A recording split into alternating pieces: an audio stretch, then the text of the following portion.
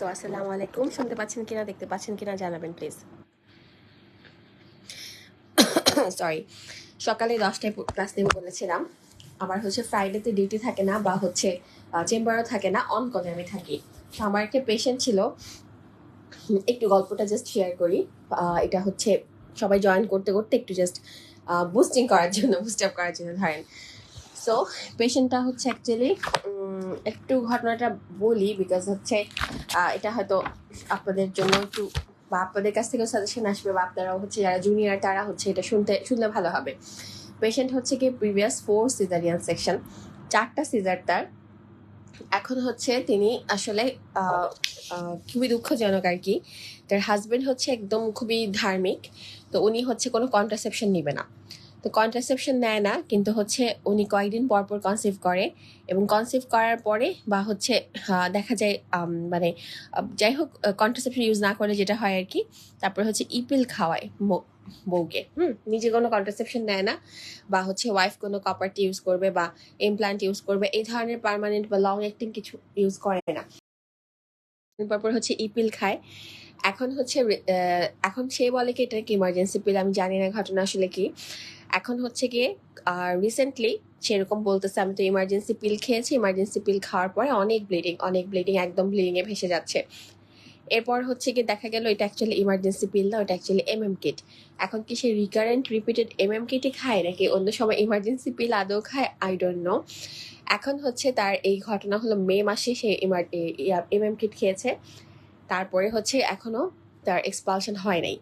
তো এটা জাস্ট বলতেছে এই কারণে, দেখেন যারা জুনিয়র তাদের জন্য প্রিভিয়াস 4টা সিজার, তার এখানে তার মানে স্কার আছে, তাই না? একটার পর একটা টোটাল 4টা স্কার্স আছে। এখন হচ্ছে ঘটনা যেটা হয়েছে, তো মে মাসে এমএম কিট খাওয়ার পরে তার ব্লিডিং হয়েছে, সবই হয়েছে, বাট স্টিল হচ্ছে তার ব্লিডিং অনগোয়িং। এবং হচ্ছে আল্ট্রাসাউন্ড করে দেখা গেল যে এখানে বলতেছে একটা ফাইব্রয়েড আছে লোয়ার ওয়ালে। তো ফাইব্রয়েডটা আমার সন্দেহ হলো যেটা অ্যাকচুয়ালি ফাইব্রয়েড। আমি বললাম আপনাকে যে আপনি কি আল্ট্রাসাউন্ড করেছেন, যে ওই ম্যাডামকে কি আপনি বলেছেন যে আপনার এরকম হিস্ট্রি? তো উনি বললো কি না, আমি এরকম কিছু শেয়ার করিনি। তারপর আমি বললাম যে আপনি তাহলে রিপিট করান, আপনি হিস্ট্রি শেয়ার করবেন।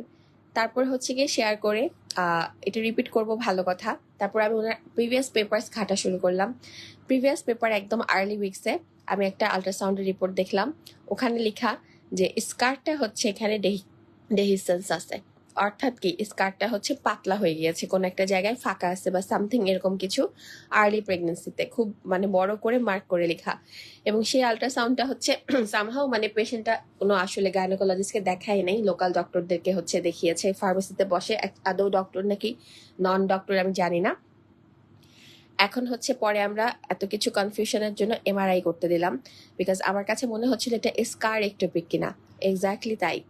এই যে পেশেন্টার হচ্ছে লাস্টে আমি এমআরআই করতে দিলাম আমরা, সেখানে হচ্ছে বের হয়েছে স্কারের মধ্যে এই প্রোডাক্টটা হচ্ছে লাগানো।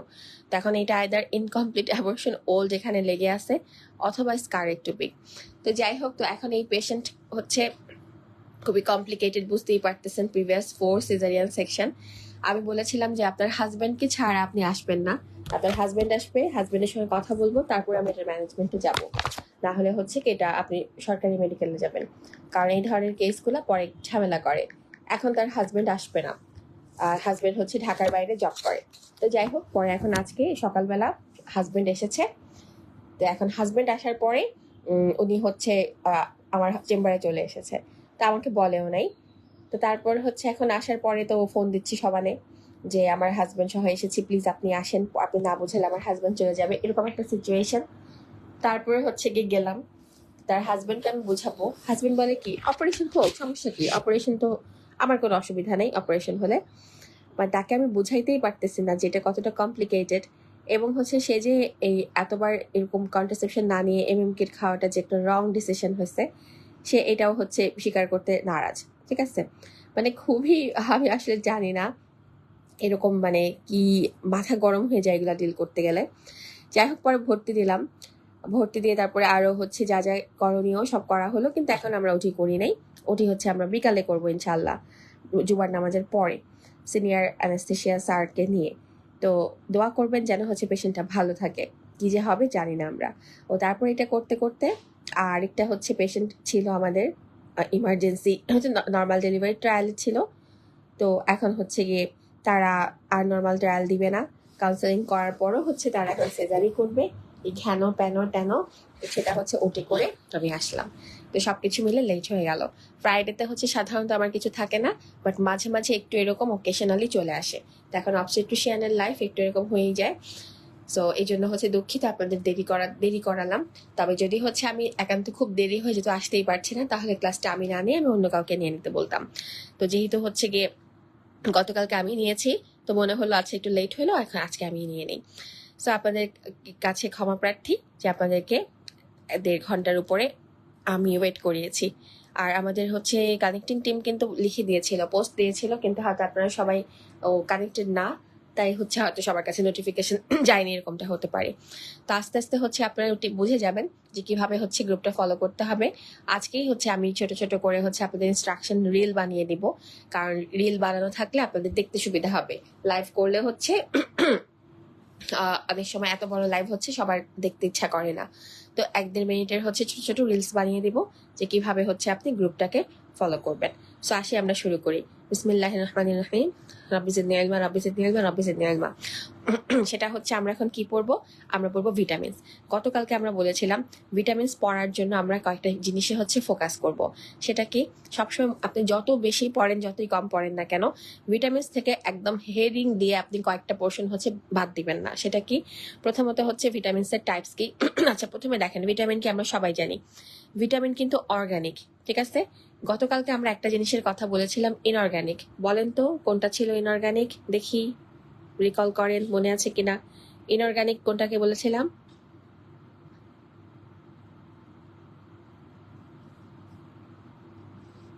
Comment please.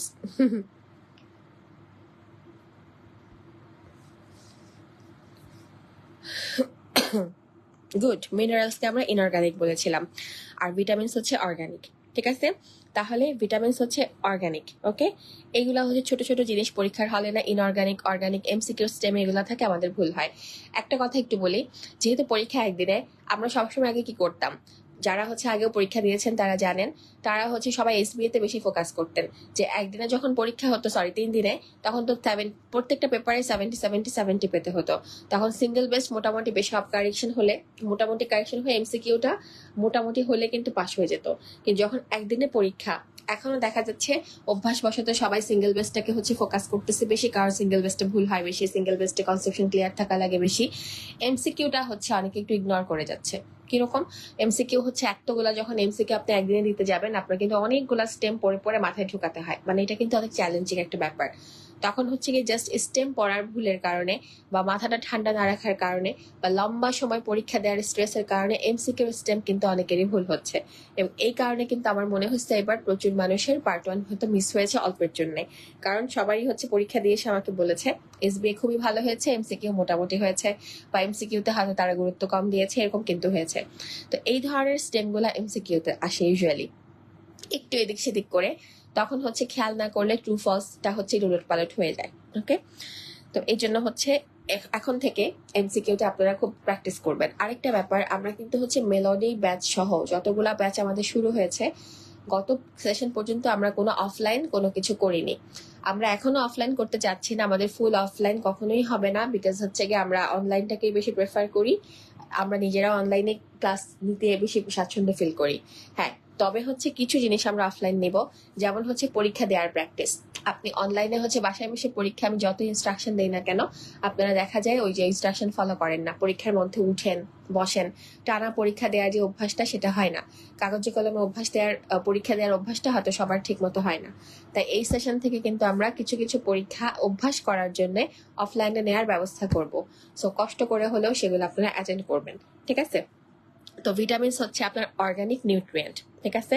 এবং ভিটামিন হচ্ছে কি একটা ইম্পর্টেন্ট রোল প্লে করে আমাদের ফুল বডির গ্রোথ, মেইনটেনেন্স, রিপ্রোডাকশনে। একটা জিনিস খেয়াল করেন, কোথাও কোথাও আমরা বলেছিলাম যে প্রমোট গ্রোথ, তাই না? কিন্তু ভিটামিনের ক্ষেত্রে দেখেন প্রমোট লেখা না, বলা হচ্ছে সাপোর্ট গ্রোথ। এই ধরনের ছোট ছোট শব্দের এদিক সেদিকের জন্য আমাদের এমসিকিউ পরীক্ষা খারাপ হয়, ঠিক আছে? তো ভিটামিন গ্রোথকে সাপোর্ট করে, প্রমোট কিন্তু করে না। দেখি এখন বলেন তো কি গতকালকে আমরা পড়েছিলাম গ্রোথ প্রমোট করে। কে গ্রোথ প্রমোট করে দেখি মনে আছে কিনা, বলেন তো দেখি।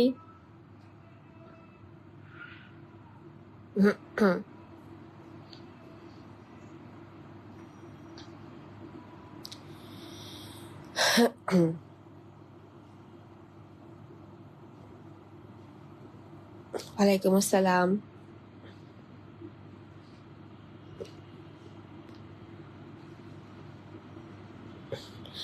গ্রোথ প্রমোট করে carbohydrate, protein, fat. Yes, good. তবে মেইনলি হচ্ছে যদি বিল্ডিং ব্লকের কথা বলা হয় সেটা কি, সেটা হচ্ছে প্রোটিন। ঠিক আছে, আচ্ছা। আর সাপোর্ট করে হচ্ছে আমার ভিটামিনস। ওকে, তো প্রমোটস গ্রোথ ভিটামিনকে বলা হলে এই একটা শব্দের এদিক সেদিকের জন্য কিন্তু ট্রু ফলস ওলট পালট হয়ে যাবে, তাই না? তো ভিটামিনস হচ্ছে আমার গ্রোথকে সাপোর্ট করে, maintenance, support growth, maintenance and reproduction. ঠিক আছে, আচ্ছা। এবং হচ্ছে ভিটামিন গুলা কিন্তু ইন্টারমিডিয়ারি মেটাবলিজমের রোল প্লে করে। ঠিক আছে, এটা খুব ইম্পর্টেন্ট একটা কথা, যে প্লে কি Rolle's in intermediary metabolism.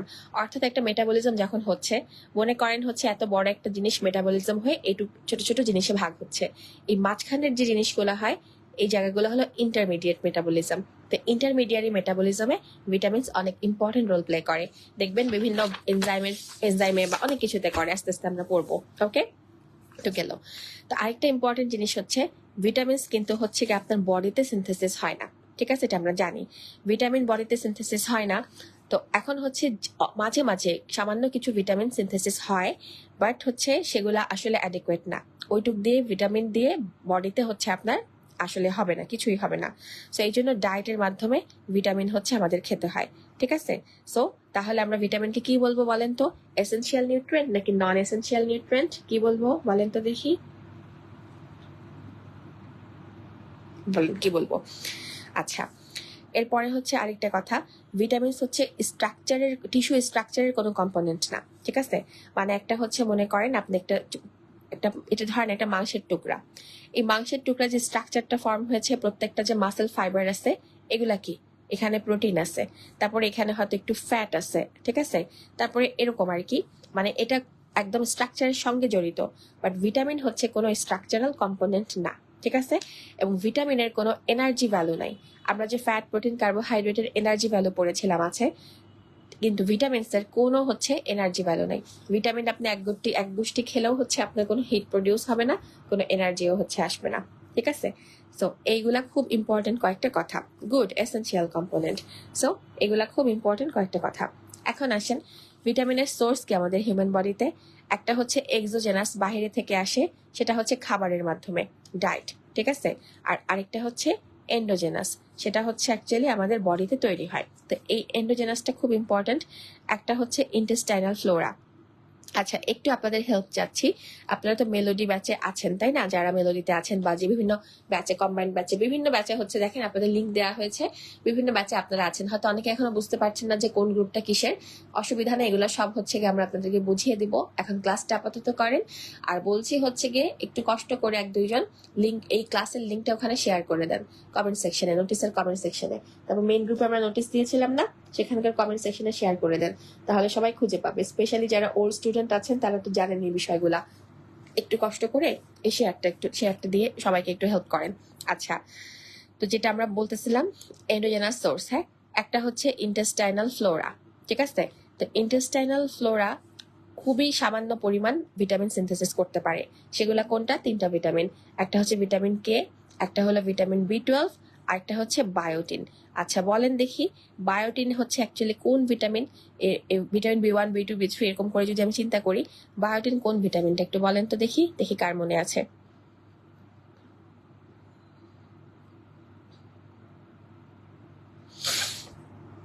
Good, vitamin B7। ঠিক আছে, আচ্ছা। এরপরে হচ্ছে আসেন, স্কিনে তৈরি হয়, এটা আমরা জানি, রোদ পড়লে স্কিনে ভিটামিন ডি তৈরি হয়। ঠিক আছে, আচ্ছা। এরপরে আসেন হচ্ছে আরেকটা, সেটা হলো আমার ট্রিপ্টোফ্যান। এটা একটা অ্যামাইনো অ্যাসিড। এই ট্রিপ্টোফ্যান অ্যামাইনো অ্যাসিড থেকে তৈরি হয় হচ্ছে নিয়াসিন। বলেন তো নিয়াসিন কোন ভিটামিনটা, দেখি মনে আছে কিনা। তাহলে এন্ডোজেনাসলি কারা কারা প্রডিউস হচ্ছে? এই তো প্রডিউস হচ্ছে vitamin D, vitamin K, niacin, বায়োটিন, B12। ঠিক আছে, এগুলা হচ্ছে তৈরি হচ্ছে। তার মধ্যে দেখেন ফ্যাট সলিউবল কোনগুলা? ডি আর কে। ফ্যাট সলিবলের মধ্যে এই দুইটা তৈরি হচ্ছে, আর ওয়াটার সলিবলের মধ্যে ভিটামিন B12, বায়োটিন আর নিয়াসিন তৈরি হচ্ছে। তাহলে কিভাবে মনে রাখবো? হ্যাঁ, গুড, B3, B7। তাহলে 3, 7, 12 এই তিনটা তৈরি হচ্ছে ওয়াটার সলিবলে, আর ফ্যাট সলিবলে ভিটামিন ডি আর কে তৈরি হচ্ছে। ঠিক আছে? আচ্ছা, এখন হচ্ছে আসেন একটু রিলেট করে বলে দিই। সেটা হলো এই এতগুলো ভিটামিনের মধ্যে, এরা বললাম আমরা এন্ডোজেনাস ভিটামিন, মানে যেগুলো বডিতে তৈরি হচ্ছে। এখন হচ্ছে আসেন তো বলেন তো ভিটামিন B12 ডেফিসিয়েন্সি হলে একটা খুব ইম্পর্টেন্ট ডেফিসিয়েন্সি হয়, সেটা কি মনে আছে কিনা দেখি বলেন তো? B12 ডেফিসিয়েন্সি হলে কি হয়?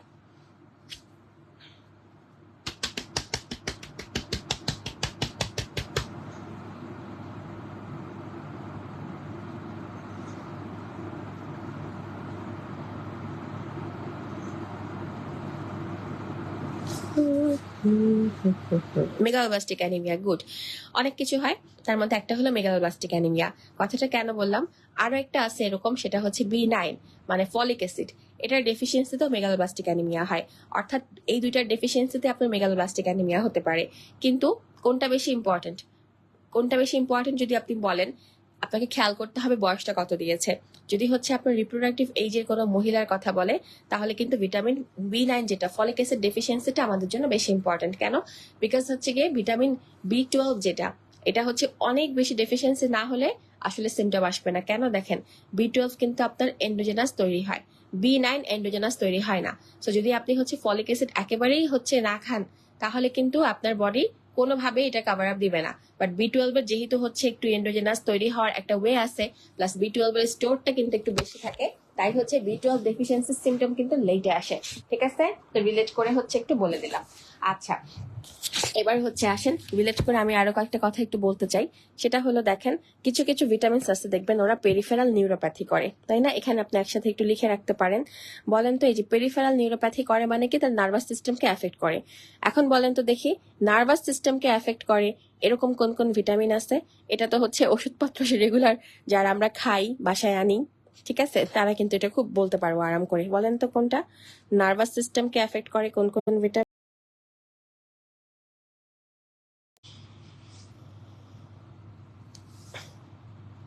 নেটওয়ার্ক প্রবলেম করছিল, বৃষ্টি যখন হয় সেদিন হচ্ছে নেটওয়ার্কের একটু প্রবলেম থাকে। হ্যাঁ, তো নার্ভাস সিস্টেমকে এফেক্ট করে এরকম ভিটামিন হচ্ছে ভিটামিন B1, ভিটামিন B6 আর ভিটামিন B12। ঠিক আছে? এই তিনটা। গুড, ভেরি গুড, আপনারা অনেক কিছু পারেন। আচ্ছা, আলহামদুলিল্লাহ। ওকে, এবার হচ্ছে বলেন তো এই এতগুলা ভিটামিনের মধ্যে, আচ্ছা এগুলো আস্তে আস্তে আগে। নেক্সট হচ্ছে আসেন, তাহলে আমরা পড়লাম water soluble vitamin, fat soluble vitamin. Fat soluble vitamin হচ্ছে একদমই 4টা, ADEK। ঠিক আছে? জাস্ট 4টা। কি কি? ADEK, এই 4টা হচ্ছে ফ্যাট সলিবল, আর কোনটা ফ্যাট সলিবল না। ফ্যাট সলিবল মানে কি? তারা ফ্যাটকে ভালোবাসে। তাহলে কি? লিপোফিলিক, লিপিডকে ফিল করে।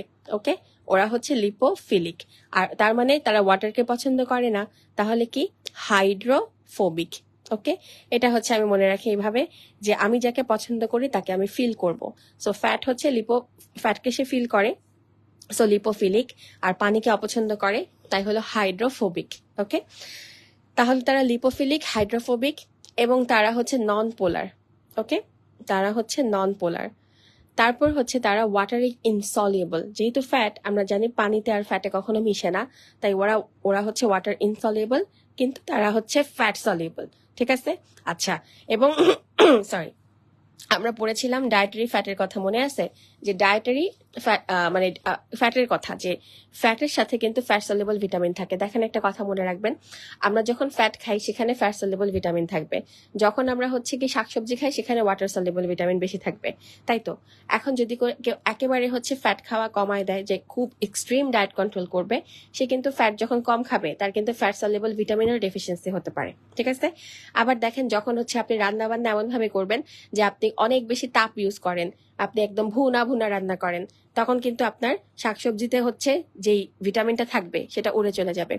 তারপর মনে করেন যে আপনি রান্না করেন, পানি রাখেন না, পানিটা ফেলে দেন, এটা আপনারা জানেন, তো সেখানে ওয়াটার সলিউবল ভিটামিনগুলো পানির সাথে চলে যাবে। তাহলে রান্নার কারণে কিন্তু আমাদের অনেক কিছু আসলে চেঞ্জ হয়। আর ফ্যাট সলিউবল ভিটামিন হচ্ছে যারা এক্সট্রিম লেভেলে ডায়েট করবে, যে ফ্যাট একদম খাবে না, তাদের কিন্তু আস্তে আস্তে ডেফিসিয়েন্সি হওয়ার একটা চান্স থাকবে। ঠিক আছে? আচ্ছা, আরেকটা ব্যাপার, sorry, vitamin A D E K এই 4টা থেকে হচ্ছে পরীক্ষায় আপনি একটা প্রশ্ন পাবেনই পাবেন, ঠিক আছে? মানে যখন হচ্ছে আপনার ভিটামিনস থেকে প্রশ্ন আসে, হয়তো ফ্যাট সলিউবল থেকে একটা, ওয়াটার সলিউবল থেকে একটা, এইভাবে দেয়। তবে ফ্যাট সলিউবল থেকে প্রত্যেকবারই ঘুরায় ফিরে দেখছি আমি প্রশ্ন আসে। তো ভিটামিন এর হচ্ছে কেমিক্যাল নাম কি? খুবই ইম্পর্টেন্ট। ভিটামিন এর কেমিক্যাল নাম হচ্ছে রেটিনল, রেটিনাল আর রেটিনোইক অ্যাসিড, 3টা কিন্তু, ঠিক আছে? রেটিনল, রেটিনাল আর রেটিনোইক অ্যাসিড, এটা আপনারা সবাই জানেন কেমিক্যাল নেম। আর অ্যাক্টিভ ফর্ম কোনটা? অ্যাক্টিভ ফর্মও সেম, রেটিনল, রেটিনাল আর রেটিনোইক অ্যাসিড, ঠিক আছে? সবগুলা কি হচ্ছে আমরা অ্যাক্টিভ ফর্ম বলি। আচ্ছা, এখন হচ্ছে আসেন ভিটামিন ডি। ভিটামিন ডি এর কেমিক্যাল নাম কি? ডি এর কেমিক্যাল নাম হচ্ছে কোলিক্যালসিফেরল, ঠিক আছে? কোলিক্যালসিফেরল হচ্ছে chemical name, but active form কিন্তু কোলিক্যালসিফেরল না। অ্যাক্টিভ ফর্মের নাম হচ্ছে ক্যালসিট্রায়ল, ঠিক আছে? আমি একটু বই দেখাই বলি, আপনার জন্য ইজি হবে। এই যে কোলিক্যালসিফেরল হচ্ছে কেমিক্যাল নেম, আর হচ্ছে অ্যাক্টিভ ফর্মের নাম হচ্ছে ক্যালসিট্রায়ল, ওকে? যেটাকে আমরা 125 ডাইহাইড্রক্সি কোলিক্যালসিফেরল বলি। সো পরীক্ষায় খেয়াল করবেন প্রশ্ন কি জানতে চেয়েছে। কেমিক্যাল নেম বললে একরকম, অ্যাক্টিভ ফর্ম বললে আরেক রকম। অ্যাক্টিভ ফর্ম না বলে ফাংশনাল ফর্মও বলতে পারি। ভিটামিন ই হচ্ছে দুইটাই সেম, টকোফেরল। ভিটামিন কে হচ্ছে দুইটাই সেম, ফাইলোকুইনন আর হলো মেনাকুইনন, ওকে? তাহলে পার্থক্য হচ্ছে ভিটামিন ডি এর ক্ষেত্রে, তাই এটা একটু আলাদা করে মাথায় রাখতে হবে, ঠিক আছে? আচ্ছা, এবার হচ্ছে আসেন ওয়াটার সলিউবল ভিটামিন। ওরা হচ্ছে গিয়ে ওয়াটারে সলিউবল, সো তারা হাইড্রোফিলিক এবং ওরা কিন্তু লিপোফোবিক, ওকে? 9টা টাইপ থাকে, এটা আমরা জানি। তার মধ্যে সবার আগে ভিটামিন সি, ঠিক আছে? ও অ্যাসকর্বিক অ্যাসিড, এটা আপনারা সবাই জানেন, খুব ইজি। এগুলো রেসিডুয়াল থেকে পরীক্ষার হলে পেরে আসতে হয়। এগুলা কিন্তু এই বয়সের সাথে মুখস্থ করতে হয় না, ঠিক আছে? বিকজ এগুলো আপনারা সবাই জানেন। কিন্তু যখন প্রথমবার পড়তে যাবেন আপনাদের মনে হবে কি এটা বারে বারে পড়ি, বাট এটা করবেন না। বারে বারে পড়ে যে জিনিস আপনি পারেন সেখানে বারে বারে পড়ে সময় আসলে কিল করা, ঠিক আছে? ওই টাইমটা আপনি একবার পড়ে দরকার হলে বাচ্চার সাথে খেলেন, রেস্ট নেন, ঘুরেন, সমস্যা নাই। সামনে যত দিন যাবে তত আরো পড়া কঠিন হতে থাকবে। প্রথমে যদি আপনি সব এনার্জি লস করে ফেলেন, পরে কিন্তু আপনার এনার্জি আর থাকবে না, ঠিক আছে? ভিটামিন বি কমপ্লেক্স আছে ভিটামিন বি1, বি2, বি3, বি5, বি6, বি7 যেটা বায়োটিন, বি9 ফলিক অ্যাসিড আর বি12।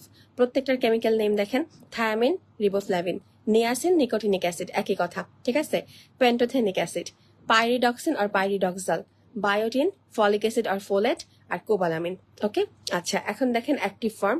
অ্যাসকর্বিক অ্যাসিড সেম, থায়ামিন কিন্তু অ্যাক্টিভ ফর্ম কিন্তু থায়ামিন পাইরোফসফেট, ঠিক আছে? ভুল করা যাবে না। রিবোফ্লাভিনের ক্ষেত্রে এফএডি, এফএনএন, নিয়াসিনে এনএডি, এনএডিপি, এখানে হচ্ছে কোএনজাইম এ। পরীক্ষায় যেটা হয় কোএনজাইম কিউ লিখে অনেকে ভুল করে, ঠিক আছে? কোএনজাইম এ কিন্তু। আচ্ছা, এটা হলো pyridoxal phosphate. বায়োটিন same, folic acid হলো টেট্রাহাইড্রোফোলেট, ঠিক আছে? আর কোবালামিন হচ্ছে মিথাইল কোবালামিন বা ডিঅক্সি অ্যাডেনোসিল কোবালামিন। পরীক্ষায় হচ্ছে অনেক সময় এই ভুলও হয় যে ভিটামিন ডি এর অ্যাক্টিভ ফর্মে অনেকে মিথাইল কোবালামিন লিখে রাখে, ঠিক আছে? এগুলা হচ্ছে আমরা রেগুলার পরীক্ষা যখন নেই তো তখন দেখি, এগুলা হচ্ছে খুব ইজি মিস্টেক আমরা অনেক সময় করে ফেলি। এখন আসেন ওয়াটার সলিউবল ভিটামিনস আর ফ্যাট সলিউবল ভিটামিনস এর পার্থক্য। দেখেন অনেকগুলো পার্থক্য অলরেডি আমি পড়ে ফেলেছি। সেটা কি? ওয়াটার সলিউবল ভিটামিন গুলা হচ্ছে হাইড্রোফিলিক এবং লিপোফোবিক। তাহলে ফ্যাটটা জাস্ট উল্টা, হাইড্রোফোবিক, লিপোফিলিক। ওয়াটার সলিউবল হচ্ছে ওয়াটারে ডিজলভ হয়ে যাবে, সলিউবল। আর ওরা হচ্ছে ফ্যাটে ডিজলভ হবে, মানে ফ্যাট সলভেন্টে তারা হলো সলিউবল হবে। তারপরে ওয়াটার সলিউবল ভিটামিনের সাথে ফ্যাট অ্যাবজর্পশনের কোনো সম্পর্ক নাই, not dependent on fat absorption. But fat soluble ভিটামিনের সাথে ফ্যাট অ্যাবজর্পশনের ব্যাপার আছে। ফ্যাট অ্যাবজর্পশনের প্রবলেম হলে ফ্যাট সলিউবল ভিটামিন গুলাও কিন্তু অ্যাবজর্ব হবে না। এরপর হচ্ছে ওয়াটার সলিউবল ভিটামিন কিন্তু হচ্ছে আপনার ইউরিন দিয়ে এক্সক্রিট হয়ে যায়। কেন? বিকজ এটা ওয়াটার, ইউরিন দিয়ে হচ্ছে সে বের হতে পারবে। বাট ফ্যাট সলিউবল ভিটামিন কিন্তু বডি থেকে খুব সহজে বের হতে পারে না, তার মানে অতিরিক্ত খেলে বডিতে কিন্তু স্টোরড হবে, ঠিক আছে? আচ্ছা, এরপরে ওয়াটার সলিউবল ভিটামিন হচ্ছে যেহেতু অনেক বেশি ইউরিন দিয়ে এক্সক্রিট হয়ে যায়, তাই বডিতে কোনো স্টোরেজ ফর্ম হচ্ছে বলতে গেলে নাই, তাহলে বডির স্টোরেজ খুবই লিমিটেড। বাট এরা যেহেতু হচ্ছে পানি দিয়ে বের হয়ে যায় না, তাই বডিতে খুব ভালো রকম স্টোর তৈরি হতে পারে, সাফিসিয়েন্সি, ঠিক আছে? সাফিসিয়েন্ট স্টোর আছে। ওয়াটার সলিউবল ভিটামিন যেহেতু আপনার বডিতে একদমই তৈরি হয় না, কোনো স্টোরও নাই, তাই রেগুলার ডায়েটের মাধ্যমে আপনাকে খেতে হবে। বাট এটা ডায়েটের মধ্যে না খেলে অসুবিধা হয় না, বিকজ হচ্ছে আপনার বডিতে স্টোর কিন্তু থাকে। এখন দেখেন, আপনি মনে করেন এক গুষ্ঠি ওয়াটার সলিউবল ভিটামিন খেলেন, আপনার যতটুক লাগবে ততটুক বডিতে থাকবে, বাকি পুরাটাই হচ্ছে ইউরিন দিয়ে এক্সক্রিশন হয়ে যাবে। তাই এটা কোনো টক্সিসিটি তৈরি করে না, তাই এগুলার হচ্ছে কোনো টক্সিসিটি নাই, অতিরিক্ত খেলে কোনো অসুবিধা নাই। বাট ফ্যাট সলিউবল ভিটামিন কিন্তু বডি থেকে বের হতে পারবে না, এই কারণে অতিরিক্ত খেলে কিন্তু আসলে টক্সিসিটি খুবই কমনলি হবে। ঠিক আছে, ওয়াটার সলিউবল ভিটামিনগুলোর কোএনজাইম অ্যাক্টিভিটি অনেক বেশি। পানিতে ঘুরে বেড়ায়, বুঝেন না, যেখানে সেখানে যায় গিয়ে সবাইকে একটু একটু হেল্প করে আসে। সো কোএনজাইম অ্যাক্টিভিটি অনেক বেশি। বাট এরা হচ্ছে গিয়ে ফ্যাট, যেখানে যায় দলা পাকায় থাকে, তাই কোনো কোএনজাইম ফাংশন তাদের নাই। তবে হ্যাঁ, vitamin K, except vitamin K, ওর হচ্ছে একটু কোএনজাইম অ্যাক্টিভিটিস আছে। এই যে আমরা বললাম স্টোরের কথা, ওয়াটার সলিউবল ভিটামিনের মধ্যে তারপরও B12 আর ফলিক অ্যাসিড, এরা হচ্ছে গিয়ে আল্লাহর রহমতে লিভারে একটু স্টোর হয়, কিন্তু খুব বেশি পরিমাণে না।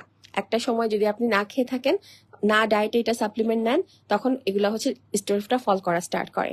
আর ফ্যাট সলিউবল ভিটামিন হচ্ছে স্টোর থাকে কোথায়? মেইনলি লিভারে এবং ফ্যাটে, মানে অ্যাডিপোজ টিস্যুতে। তার মধ্যে লিভারে হচ্ছে থাকে A আর D, আর ফ্যাট সেলে থাকে হচ্ছে K আর E। তাহলে গায়ের চর্বির মধ্যে ভিটামিন K আছে আর E আছে, আর লিভারের মধ্যে ভিটামিন A আছে আর D আছে। কনফিউশন হবে কোথায়? যেহেতু সবার মনে হবে কি ডি তো হচ্ছে স্কিনের তৈরি হয়, তাহলে ডি বুঝি হচ্ছে চর্বিতে থাকে, অ্যাডিপোজ টিস্যুতে, সাবকিউটেনিয়াস ফ্যাটের মধ্যে থাকবে। নো, A আর D হচ্ছে স্টোর হয় লিভারে, আর K আর E হচ্ছে স্টোর হয় আপনার ফ্যাটে। ওকে, আচ্ছা, আরেকটা আমি একটা স্কিপ করে আসছি ইচ্ছা করে। আমি সবসময় যখন নিজে পড়ি তখন সহজগুলো আগে পড়ে কঠিনটা লাস্টে রাখি। কেন? না হলে হচ্ছে তাহলে মনে হয় কি যে সহজগুলা শেষ হয়ে গেল, আবার অনেকটা টাইম অনেক কিছু পড়া হয়ে গেল। তো এখন দেখেন এই বক্সের মধ্যে আমার এইটা একটু কঠিন লাগে, সেটা হলো ট্রান্সপোর্ট ইন ব্লাড। তো এই জন্য আমি এটা লাস্টে বলতেছি। তো ওয়াটার সলিউবল ভিটামিন যে, ও হচ্ছে কোনো আপনার স্পেসিফিক প্রোটিন বা লিপোপ্রোটিনের সঙ্গে হচ্ছে সে ট্রান্সপোর্ট হয় না। ঠিক আছে, বাট ফ্যাট সলিউবল ভিটামিন গুলা হচ্ছে লিপোপ্রোটিন আর স্পেসিফিক প্রোটিনের সঙ্গে ব্লাডে ট্রান্সপোর্ট হয়। ঠিক আছে, সেই গেল ব্যাপার। এই ডিফারেন্স থেকে আপনার MCQ, সিঙ্গেল বেস্ট দুইটাই আসতে পারে। এগুলা MCQ এর জন্য বেশি গুরুত্বপূর্ণ। এবার আসেন ভিটামিনস এর ফাংশন। ভিটামিন আমরা জানি হেলথকে হচ্ছে মেনটেন করে, ডেফিসিয়েন্সি গুলাকে কমায়, এগুলো আপনি এমনিই পারবেন। তারপর ইন্টারমিডিয়ারি মেটাবলিজমে কাজ করে, এটা আমরা অলরেডি বলে আসছি। ঠিক আছে, ওরা কিন্তু এনার্জি প্রডিউস করে না, কিন্তু এনার্জি রিলিজে হচ্ছে হেল্প করে। ঠিক আছে, আচ্ছা, ভিটামিন বেশিরভাগই হচ্ছে ইন্টারমিডিয়ারি মেটাবলিজমেই হচ্ছে গিয়ে অ্যাক্টিভ থাকে। তার মধ্যে কোনটা কোনটা স্পেসিফিক্যালি ইন্টারমিডিয়ারি মেটাবলিজমে অ্যাক্টিভ থাকে? স্পেসিফিক্যালি হচ্ছে থায়ামিন, ঠিক আছে, riboflavin, niacin, pantothenic acid, biotin, আর হচ্ছে পাইরিডক্সিন। ঠিক আছে, এইভাবে নাম মনে রাখা একটু ডিফিকাল্ট, তাই না? আমি সবসময় হচ্ছে জন্য একটু B1 B2 ভাবে মনে রাখি। তো থায়ামিন কোনটা বলেন দেখি? Sorry, B1। ঠিক আছে, রিবোফ্লাভিন কোনটা? B2। নিয়াসিন কোনটা? B3। প্যান্টোথেনিক অ্যাসিড কোনটা? B5। বায়োটিন B7, আর পাইরিডক্সিন B6। তাহলে 1 2 3 5 6, 1 2 3 5 6 7, 1 2 3 5 6 7, এরা হচ্ছে গিয়ে আমার আসলে ইন্টারমিডিয়ারি মেটাবলিজমে হেল্প করে। এভাবে মনে রাখাটা বেশি ইজি। ঠিক আছে, এরপরে হিমাটোপয়েসিস বা হিমোপয়েসিস, মানে ব্লাডের তৈরিতে কে হেল্প করে? ফলিক অ্যাসিড আর হচ্ছে ভিটামিন B12, এদেরকে আমরা তাই হিমোপয়েটিক ভিটামিন বলি। ঠিক আছে, এখন হচ্ছে গিয়ে ধরেন ভিটামিন E, ওকে কিন্তু হচ্ছে দেখবেন চুল যাদের পরে, স্কিন সুন্দর থাকতে চায়, তারা কিন্তু ভিটামিন E অনেক ইউজ করে। আবার ইনফার্টিলিটির চিকিৎসা আমরা ভিটামিন D প্রচুর দেই। এবং ভিটামিন E কিন্তু করোনারি আর্টারি ডিজিজের রিস্ক কমায় এবং ক্যাটারেক্ট, চোখের ক্যাটারেক্টের রিস্ক কমায়। কনফিউশন হবে কোথায়? ক্যাটারেক্টের কথা আসলে সবার মনে হবে কি চোখের ব্যাপারটা নিশ্চয়ই ভিটামিন A হবে। ঠিক আছে, বাট দেখেন ক্যাটারেক্ট হচ্ছে রিস্ক কমায় কিন্তু ভিটামিন E। ঠিক আছে, রিলেট করে করে হচ্ছে এই জন্য একটু করে কনফিউশন যেখানে হয় সেগুলোকে একটু হাইলাইট করে দিচ্ছি। এরপরে হচ্ছে আসেন বিটা ক্যারোটিন। বিটা ক্যারোটিন হচ্ছে আমরা জানি গাজর থেকে আসে, মানে এটা কিন্তু একটা ভিটামিন A এর হচ্ছে একটা ব্যাপার। ঠিক আছে, আচ্ছা, বিটা ক্যারোটিন থেকে হচ্ছে আমার করোনারি আর্টারি ডিজিজের রিস্ক কমায় এবং লাং ক্যান্সারের রিস্ক কিন্তু কমায়। ঠিক আছে, এটা খুব ইন্টারেস্টিং একটা কথা যে লাং ক্যান্সারের রিস্ক হচ্ছে বিটা ক্যারোটিন কমাচ্ছে। এরপরে কিছু কিছু ভিটামিন অ্যান্টি অক্সিডেন্ট গতকালকে বলেছিলাম, আপনার অ্যান্সারও করেছিলাম, সেটা কি? ACE, এইস, নাপা মতো এই সিরাপ। ঠিক আছে, এই তিনটা হচ্ছে আমার অ্যান্টি অক্সিডেন্ট। ঠিক আছে, এবং তার মধ্যে যেটা হলো ভিটামিন A, ও হচ্ছে কিন্তু প্রো ভিটামিন, ও বডিতে গিয়ে চেঞ্জ হয়ে হবে বিটা ক্যারোটিন, আর ওরা হচ্ছে একদম মোটামুটি প্রো ভিটামিনে ডিরেক্টলি কাজ করে। তো অ্যান্টি অক্সিডেন্ট হিসেবে তারা কিভাবে কাজ করে? অ্যান্টি অক্সিডেন্ট হিসেবে মানে আমাদের বডি যে ফ্রি রেডিক্যালস গুলা ফর্ম হয় সেগুলাকে হচ্ছে ওরা একদম ঠুকুস ঠুকুস করে খেয়ে ফেলে। তো ফ্রি রেডিক্যালস গুলাকে তারা হচ্ছে ট্র্যাপ করে, আটকে ফেলে, এবং আটকে তারা তাদেরকে একদম পিটায় পুটায় নন টক্সিক পদার্থে কনভার্ট করে। নন টক্সিক বা হচ্ছে নন রেডিক্যাল লেস টক্সিক, ওকে, একেবারে ফ্রি অফ টক্সিসিটি না হলেও লেস টক্সিক প্রোডাক্টে হচ্ছে তারা কনভার্ট করে। এটা এভাবে কাজ করে ভিটামিন সি আর ভিটামিন বিটা ক্যারোটিন যেটা ভিটামিন এ, আর যেটা ভিটামিন ই সে আবার কাজ করে অন্যভাবে, সে লিপিড পার অক্সাইডকে নন টক্সিক ফ্যাটি অ্যাসিডে কনভার্ট করে। তাহলে ভিটামিন ই হচ্ছে লিপিড পার অক্সাইডকে হচ্ছে কনভার্ট করে, আর সি আর এ হচ্ছে আপনার ফ্রি রেডিক্যালস গুলাকে কনভার্ট করে। তাহলে এই মেকানিজমটাও খুব ইম্পর্টেন্ট, এটা প্যাথোর সাথে মিলেও কিন্তু আসতে পারে। ঠিক আছে, এখন আসেন, যদি ভিটামিন ডেফিসিয়েন্সি হয় তাহলে কি হবে, কেন হয় ভিটামিন ডেফিসিয়েন্সি? প্রথম কথা, যদি হচ্ছে এসেনশিয়াল নিউট্রিয়েন্ট, যেহেতু আপনি যদি ডায়েটারি ইনটেক কমায় দেন আপনার ভিটামিন ডেফিসিয়েন্সি হবে।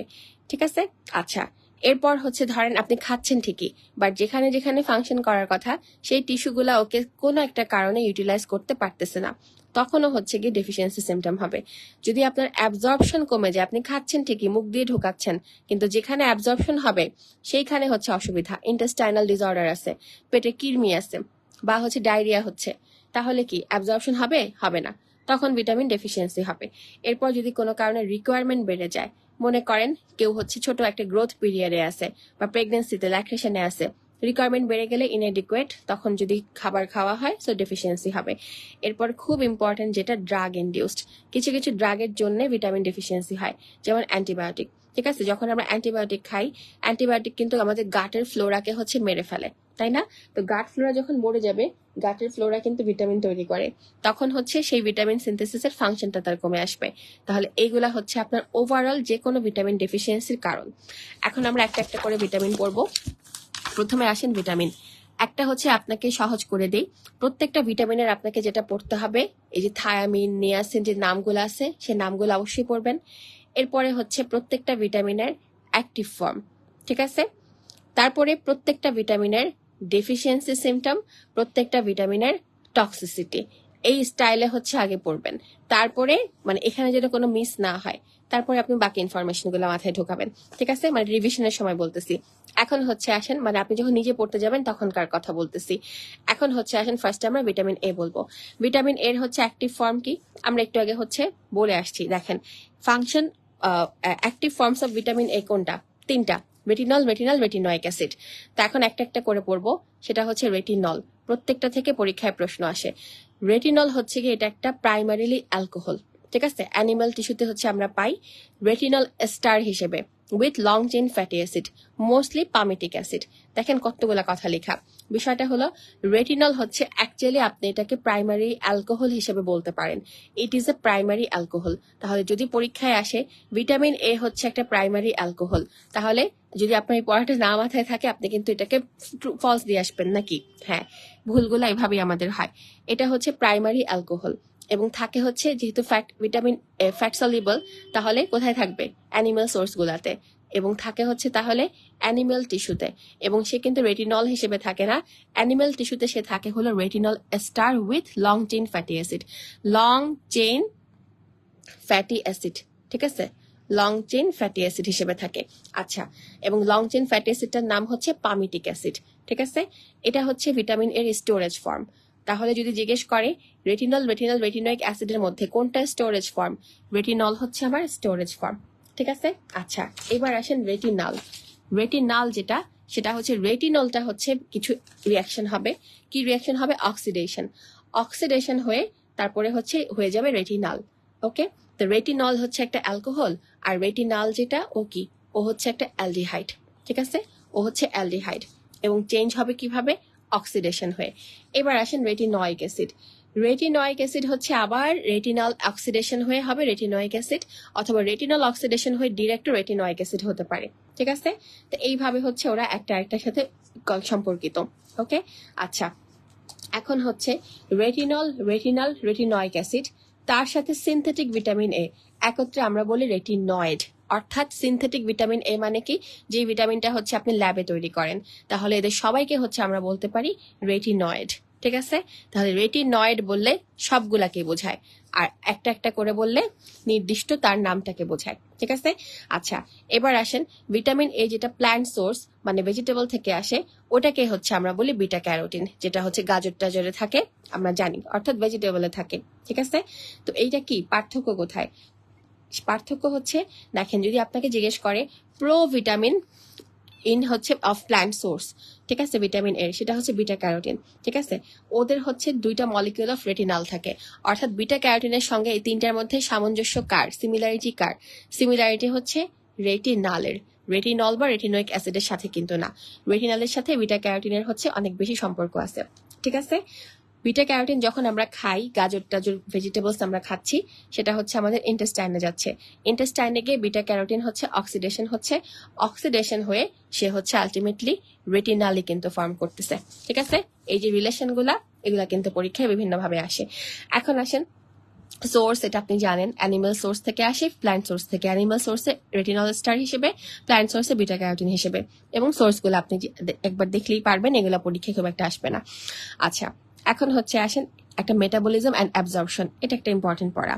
দেখেন তাহলে একটু বলেন তো আমার সঙ্গে সঙ্গে, অ্যানিমাল সোর্স থেকে আসতেছে কোনটা? Retinol ester. আর প্ল্যান্ট সোর্স থেকে আসতেছে কোনটা? Beta carotene. দেখেন আপনারা এই যে হচ্ছে একটা সুন্দর ফ্লো চার্ট আছে, এটা থেকেই দেখেন ডায়েট থেকে আপনি খেলেন, ফ্যাট খেলেন অথবা ভেজিটেবল খেলেন, পেলেন বিটা ক্যারোটিন হচ্ছে গিয়ে ইন্টেস্টাইনে গিয়ে হবে রেটিনাল, আর রেটিনল স্টার হচ্ছে চেঞ্জ হয়ে কি হবে? রেটিনল। তাহলে ডায়েটারি সোর্স যেটা ভেজিটেবল সোর্স, সেটা থেকে কিন্তু রেটিনাল হবে, আর অ্যানিমাল সোর্স থেকে হবে রেটিনল। ঠিক আছে? আচ্ছা, রেটিনল হচ্ছে যাচ্ছে তারপর এন্টেরোসাইটে, মানে হচ্ছে কি ইন্টেস্টাইনাল সেল। ঠিক আছে? গিয়ে তারপরে কি হবে? ওটা একটা ফ্যাট সলিউবল ভিটামিন, তাহলে ফ্যাটের মতো করে ওর অ্যাবজর্পশন হবে। আপনারা হচ্ছে সামনে মেটাবলিজম ক্লাস করবেন, তখন ফ্যাট সলিউবল ভিটামিন বা ফ্যাটের হচ্ছে অ্যাবজর্পশন পড়বেন, তখন এটা আরেকবার ক্লিয়ার হয়ে যাবে। সো সে গিয়ে প্যাকেজ হবে ইন কাইলোমাইক্রনে, এবং কাইলোমাইক্রনের সঙ্গে সে হচ্ছে ওইভাবে অ্যাজ ইউজুয়াল অন্যান্য ফ্যাট যেভাবে হলে অ্যাবজর্ব হয়, এক্স্যাক্টলি একইভাবে আপনার অ্যাবজর্ব হবে। অ্যাবজর্ব হয়ে হচ্ছে লিভারে সে স্টোর হবে, এবং আমরা পড়েছিলাম স্টোরড ফর্ম মনে আছে, রেটিনল অ্যাস্টার হিসেবে সে ওখানে স্টোরড হবে। ঠিক আছে? আচ্ছা, এবং হচ্ছে যখন যখন দরকার সেখান থেকে সে লিভার থেকে বের হয়ে চলে আসবে, লিভার থেকে বের হয়ে সে গিয়ে যেখানে যেখানে প্রয়োজন সেখানে কাজ করবে। তো এখন আমাদের চোখের যে রড থাকে, ভিশনে হচ্ছে হেল্প করে, এবং কোন আর রড যে, সেইখানে হচ্ছে রেটিনল আপটেক হবে রেটিনল ফর্মে। ওকে? আর হচ্ছে গিয়ে এক্সট্রা হেপাটিক সেলে সে আপটেক হবে, এবং সেখানে রেটিনোইক অ্যাসিডে কনভার্ট হয়ে সেলুলার ইভেন্টে কাজ করবে। তাহলে যদি প্রশ্ন হয় চোখে হচ্ছে কোনটা হলো আসলে বেশি কাজ করে? রেটিনল। ঠিক আছে? আর এক্সট্রা হেপাটিক সেলে কোনটা বেশি যায়? রেটিনল। সেলুলার ইভেন্ট গুলাতে কে বেশি হেল্প করে? Retinoic acid. এক্সট্রা হেপাটিক সেলে যাচ্ছে কিন্তু রেটিনল, কিন্তু কনভার্ট হচ্ছে রেটিনোইক অ্যাসিডে, যেটা সেলুলার ইভেন্টে হচ্ছে কাজ করতেছে। ঠিক আছে? এইভাবে প্রত্যেকটা থেকে কিন্তু প্রশ্ন আসতে পারে। ঠিক আছে? আর বিটা ক্যারোটিন থেকে আসতেছে রেটিনাল। সরি, নেটওয়ার্ক প্রবলেম হচ্ছিল আবার। আচ্ছা, সো রেটিনল থেকে হচ্ছে রেটিনলে কনভার্ট হচ্ছে, আলটিমেটলি একইভাবে কিন্তু ঘটনা করতেছে। ঠিক আছে? আচ্ছা, সো এটা একটু এক সেকেন্ড একটু মাথায় ঢোকান, একটু ফ্লো চার্টের দিকে তাকান, একবারই হচ্ছে আপনার পড়া হয়ে যায়। তাহলে এখান থেকে প্রশ্ন আপনার প্রত্যেকটা বক্সের প্রত্যেকটা ঘর থেকে আসতে পারে। ঠিক আছে? যে প্ল্যান্ট সোর্স থেকে আপনার কি আসতেছে? বিটা ক্যারোটিন যাচ্ছে কি হলো চেঞ্জ হয়ে রেটিনাল, সেখান থেকে কি হচ্ছে? রেটিনল। এই প্রত্যেকটা যে হচ্ছে আপনার কনভার্সন হচ্ছে, এখানে আপনার কি হচ্ছে, মানে কি মানে বিক্রিয়াটা কি? প্রত্যেকটাই হচ্ছে অক্সিডেশনই হয়। ঠিক আছে? আচ্ছা, এখন কঠিন করতে চাইলে এনজাইমের নাম জানতে যাবে।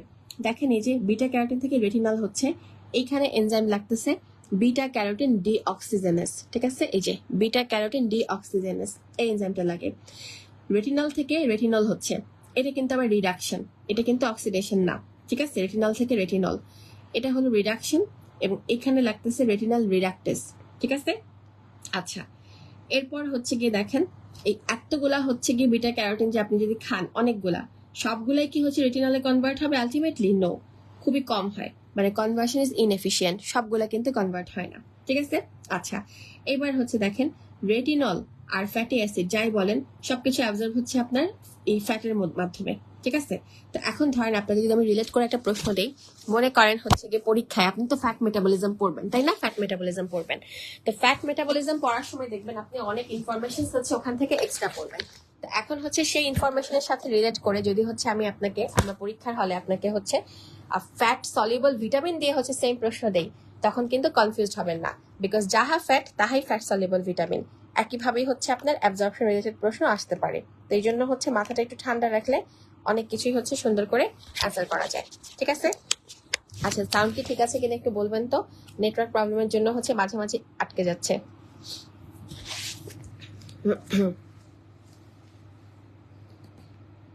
একটু কমেন্ট করে জানাবেন সাউন্ড বা সবকিছু শুনতে দেখতে ঠিক মতো পাচ্ছেন কিনা।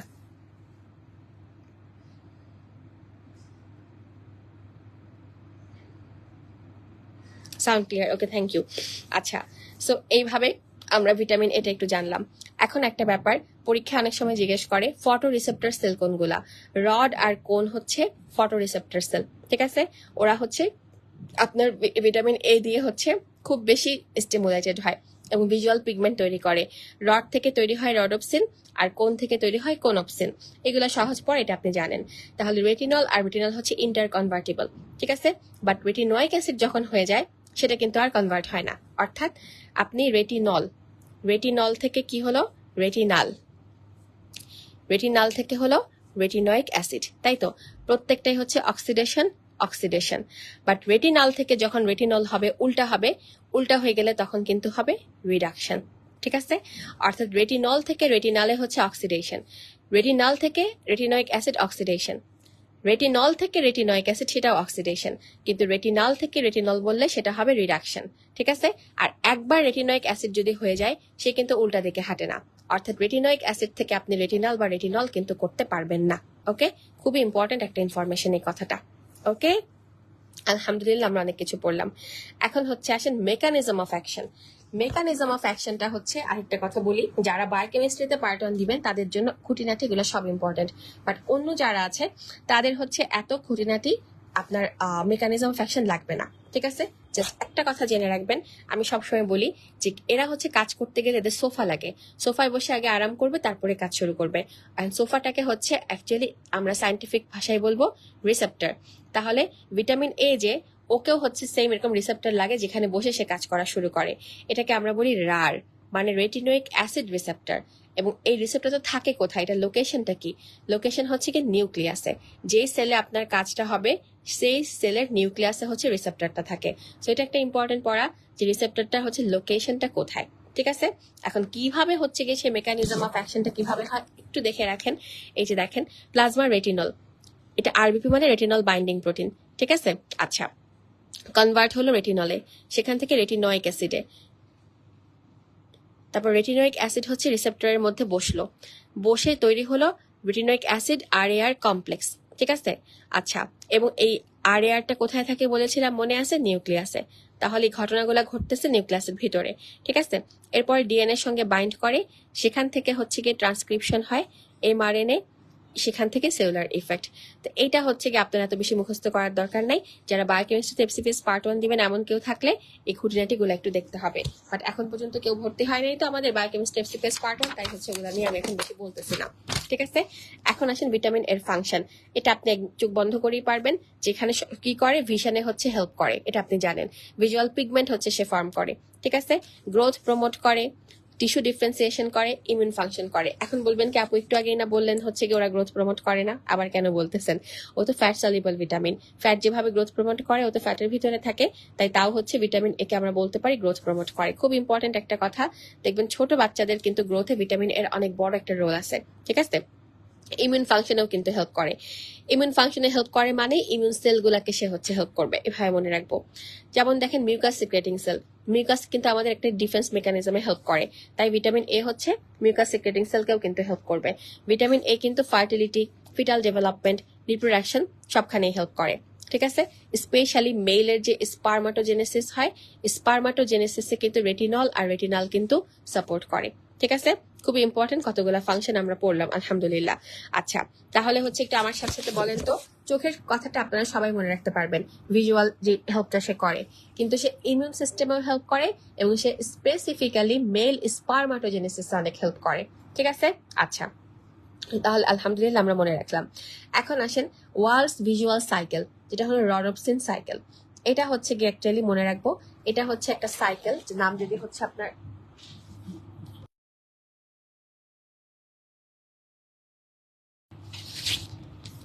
ওয়ালস ভিজুয়াল সাইকেল, জাস্ট হচ্ছে নামটাই মনে রাখেন, যে যদি হচ্ছে পরীক্ষায় কখনো কঠিন করতে গিয়ে ওয়ার্ড সাইকেল দিয়ে দিল, ঠিক আছে, সো এইভাবে তো লিখে না, এইভাবে লিখে, তো এটা হচ্ছে কি আসলে কি, ভয় পাওয়া যাবে না।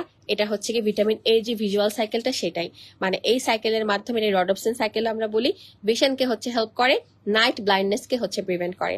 ঠিক আছে, মনে রাখলাম আলহামদুলিল্লাহ। আচ্ছা, তো এখন হচ্ছে কি আসেন, ভিজুয়াল পিগমেন্ট হচ্ছে রডেও যাচ্ছে, কোনেও যাচ্ছে। ঠিক আছে, খুব ইম্পর্টেন্ট একটা কথা, কোনটা হচ্ছে কি আমার লাইট সেন্সিটিভ বেশি, মানে ডিম লাইট ভিশনে হচ্ছে কোনটা বেশি হেল্প করে, এটা আমরা সবসময় মনে রাখি কিভাবে, রাত, রাত হচ্ছে রড। ঠিক আছে, তাহলে ভিজুয়াল পিগমেন্ট যেটা রডে থাকে, রডপসিন, সে হচ্ছে বেশি লাইট সেন্সিটিভ, মানে অল্প একটু লাইটেই সে খুব ভালো দেখতে পারে, তাহলে সে হচ্ছে রাতের ভিশনটাকে হচ্ছে বেশি ঠিকঠাক রাখে, ডিম লাইট ভিশনকে সে হচ্ছে বেশি পছন্দ করে। ঠিক আছে, আচ্ছা, তাহলে আলহামদুলিল্লাহ আমরা ছোটবেলার সবগুলা পড়া একটু একটু করে রিভাইজ করতেছি। এরপরে হচ্ছে এখানে অনেকগুলা বিক্রিয়ার কথা লেখা আছে, এটা আপনি স্কিপ করতে পারেন।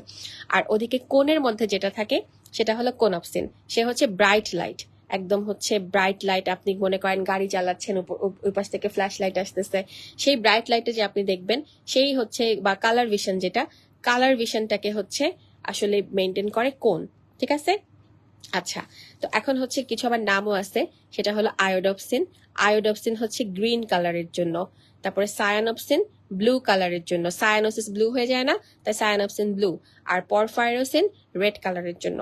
ঠিক আছে, তো এটা খুবই ইম্পর্টেন্ট একটা কথা, যদি পরীক্ষায় আপনাকে বলে যে তার হচ্ছে গিয়ে আয়োডপসিনে হচ্ছে গিয়ে প্রবলেম আছে, তাহলে যার কালার ভিশনে প্রবলেম হবে, ঠিক আছে ফাইন, কোন কালারে, সে স্পেসিফিক্যালি গ্রিন কালারের প্রবলেম হবে। তো এগুলা খুঁটিনাটি এমসিকিউতে দিতে পারে, সিঙ্গেল ওয়েস্টে কম দেয়, তবে হ্যাঁ আবারও বলতেছি, বায়োকেমিস্ট্রি পার্ট 1 দিলে তার খুবই লাগবে। আর আরেকটা জিনিস, যারা রেসিডেন্সি ডিপ্লোমা দেয় তাদের কিন্তু প্রশ্ন এগুলা বেশি আসে। আরেকটা কথা মনে রাখবেন, রেসিডেন্সি ডিপ্লোমায় কিন্তু আপনার সিঙ্গেল ওয়েস্ট খুবই কম থাকে, এবং সেই সিঙ্গেল ওয়েস্টগুলো ইউজুয়ালি আপনার ক্লিনিক্যাল ওরিয়েন্টেড সিঙ্গেল ওয়েস্ট হওয়ার সম্ভাবনা থাকে, তাই এই প্রশ্নগুলো আসলে এমসিকিউর জন্য বেশি ইম্পর্টেন্ট। ঠিক আছে, আচ্ছা, সো এখন আমাকে একটু বলেন তো, ক্লিয়ার বুঝতে পারতেছেন? আমি কিন্তু হচ্ছে একটু আস্তে আস্তেই বলতেছি, ক্লিয়ার বুঝতে পারতেছেন কিনা? আস্তে আস্তে বলার কারণ হচ্ছে, যেহেতু সবাই লাইভে নাই, পরে লাইভ করবে, তাই যেন হচ্ছে ক্লাসটা শুনতে কেন কারো কষ্ট না হয়। লাইভে যখন কেউ ক্লাস করি আমরা, দেখবেন ক্লাসের হচ্ছে ফোকাস বেশি থাকে, মন বেশি থাকে, রেকর্ডেড করলে কিন্তু মন কম থাকে। আচ্ছা, এবার হচ্ছে আসেন আমরা একটু, জি আপু, ওকে ঠিক আছে, এই যে এই জায়গাটা একটু দেখে নেন, যে ডায়েট থেকে হচ্ছে আপনি খাচ্ছেন, খুবই ভালো, আবার হচ্ছে লিভার থেকেও কিন্তু আসে, তাই না, ভিটামিন এ কিন্তু লিভারে স্টোর হয় আমরা বলেছি, সেখান থেকে যাবে ব্লাডে, ব্লাডে গিয়ে হচ্ছে অল ট্রান্স রেটিনল, সেখান থেকে অল ট্রান্স রেটিনল, সেখান থেকে হচ্ছে রডপসিন, 11 সিস রেটিনল, 11 সিস রেটিনল। ঠিক আছে, অর্থাৎ মোট কথা হচ্ছে চোখের দেখার ক্ষেত্রে রেটিনোয়িক অ্যাসিডের তেমন কোনো ভূমিকা নাই, এটাই হচ্ছে মনে রাখবেন, রেটিনোয়িক অ্যাসিড হচ্ছে সেলুলার লেভেলে অন্য জায়গায় কাজ করে। ঠিক আছে, আচ্ছা, তাহলে নাইট ব্লাইন্ডনেসকে প্রিভেন্ট করে ওরা, ডান, এত বেশি কিছু আপনার দরকার নেই। এখন হচ্ছে একটা আছে ডার্ক অ্যাডাপ্টেশন বা লাইট অ্যাডাপ্টেশন, এটা কি হচ্ছে পড়বেন, এটা হচ্ছে অ্যাকচুয়ালি আপনার যারা অপথলমোলজিতে পার্ট 1 দিবে তাদের কিন্তু এটা লাগবে। ঠিক আছে, আবার হচ্ছে দেখেন, যারা হলো সার্জারি ফ্যাকাল্টিতে আসলে রেসিডেন্সি দেন, তারা কিন্তু অপথলমোলজিরও ওখানে স্টুডেন্ট থাকে, তাই না?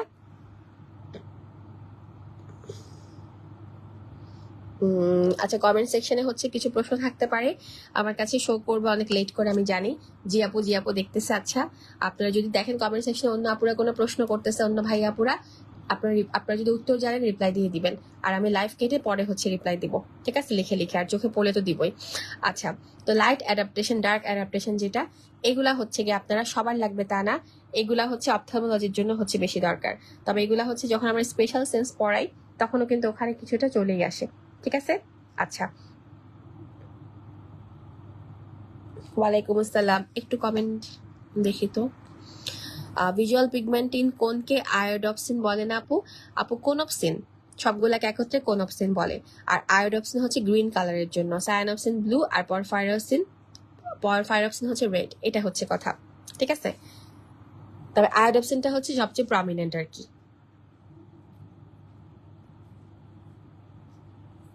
Okay fine. এবার হচ্ছে আসেন deficiency symptom. Vitamin A deficiency হলে তাহলে কি হবে? নাইট ব্লাইন্ডনেস, যার আরেকটা নাম হচ্ছে নিকটালোপিয়া, তাই না? এটা আমরা সবাই জানি। রাতে হচ্ছে সে চোখে ঠিকমতো দেখবে না। এটা হচ্ছে earliest symptom of vitamin A deficiency. এটা খুব কিন্তু লাগে যে earliest symptom of vitamin A deficiency কোনটা, ঠিক আছে। আচ্ছা, তাহলে স্টার্টিং এ হবে নাইট ব্লাইন্ডনেস দিয়ে শুরু। এরপর আরেকটা কি হয়? জেরোপথ্যালমিয়া। এটা আমরা জানি। এটা কেন হচ্ছে? এটা হলো ডিউ টু ল্যাক্রিমাল গ্ল্যান্ডের কেরাটিনাইজেশন।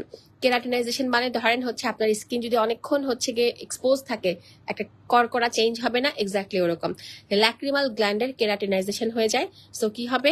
ল্যাক্রিমাল গ্ল্যান্ডের কাজ হচ্ছে টিয়ার সিক্রেট করা, টিয়ার সিক্রেশন কমে যাবে, তাতে হবে কি? জেরোপথ্যালমিয়া। জেরোপথ্যালমিয়া আপনি কিভাবে বুঝবেন? 1 নাম্বার হবে ড্রাইনেস, চোখের কনজাংটিভা কর্নিয়া একদম ড্রাইনেস হবে, জেরোসিস বলে এটাকে, ঠিক আছে। তারপরে আস্তে আস্তে কর্নিয়াল কেরাটিনাইজেশন, এরপরে বিট অর স্পট, এটা হচ্ছে কি কনজাংটিভার মধ্যে ছোট ছোট ছোট ছোট স্মল হোয়াইট প্যাচেস।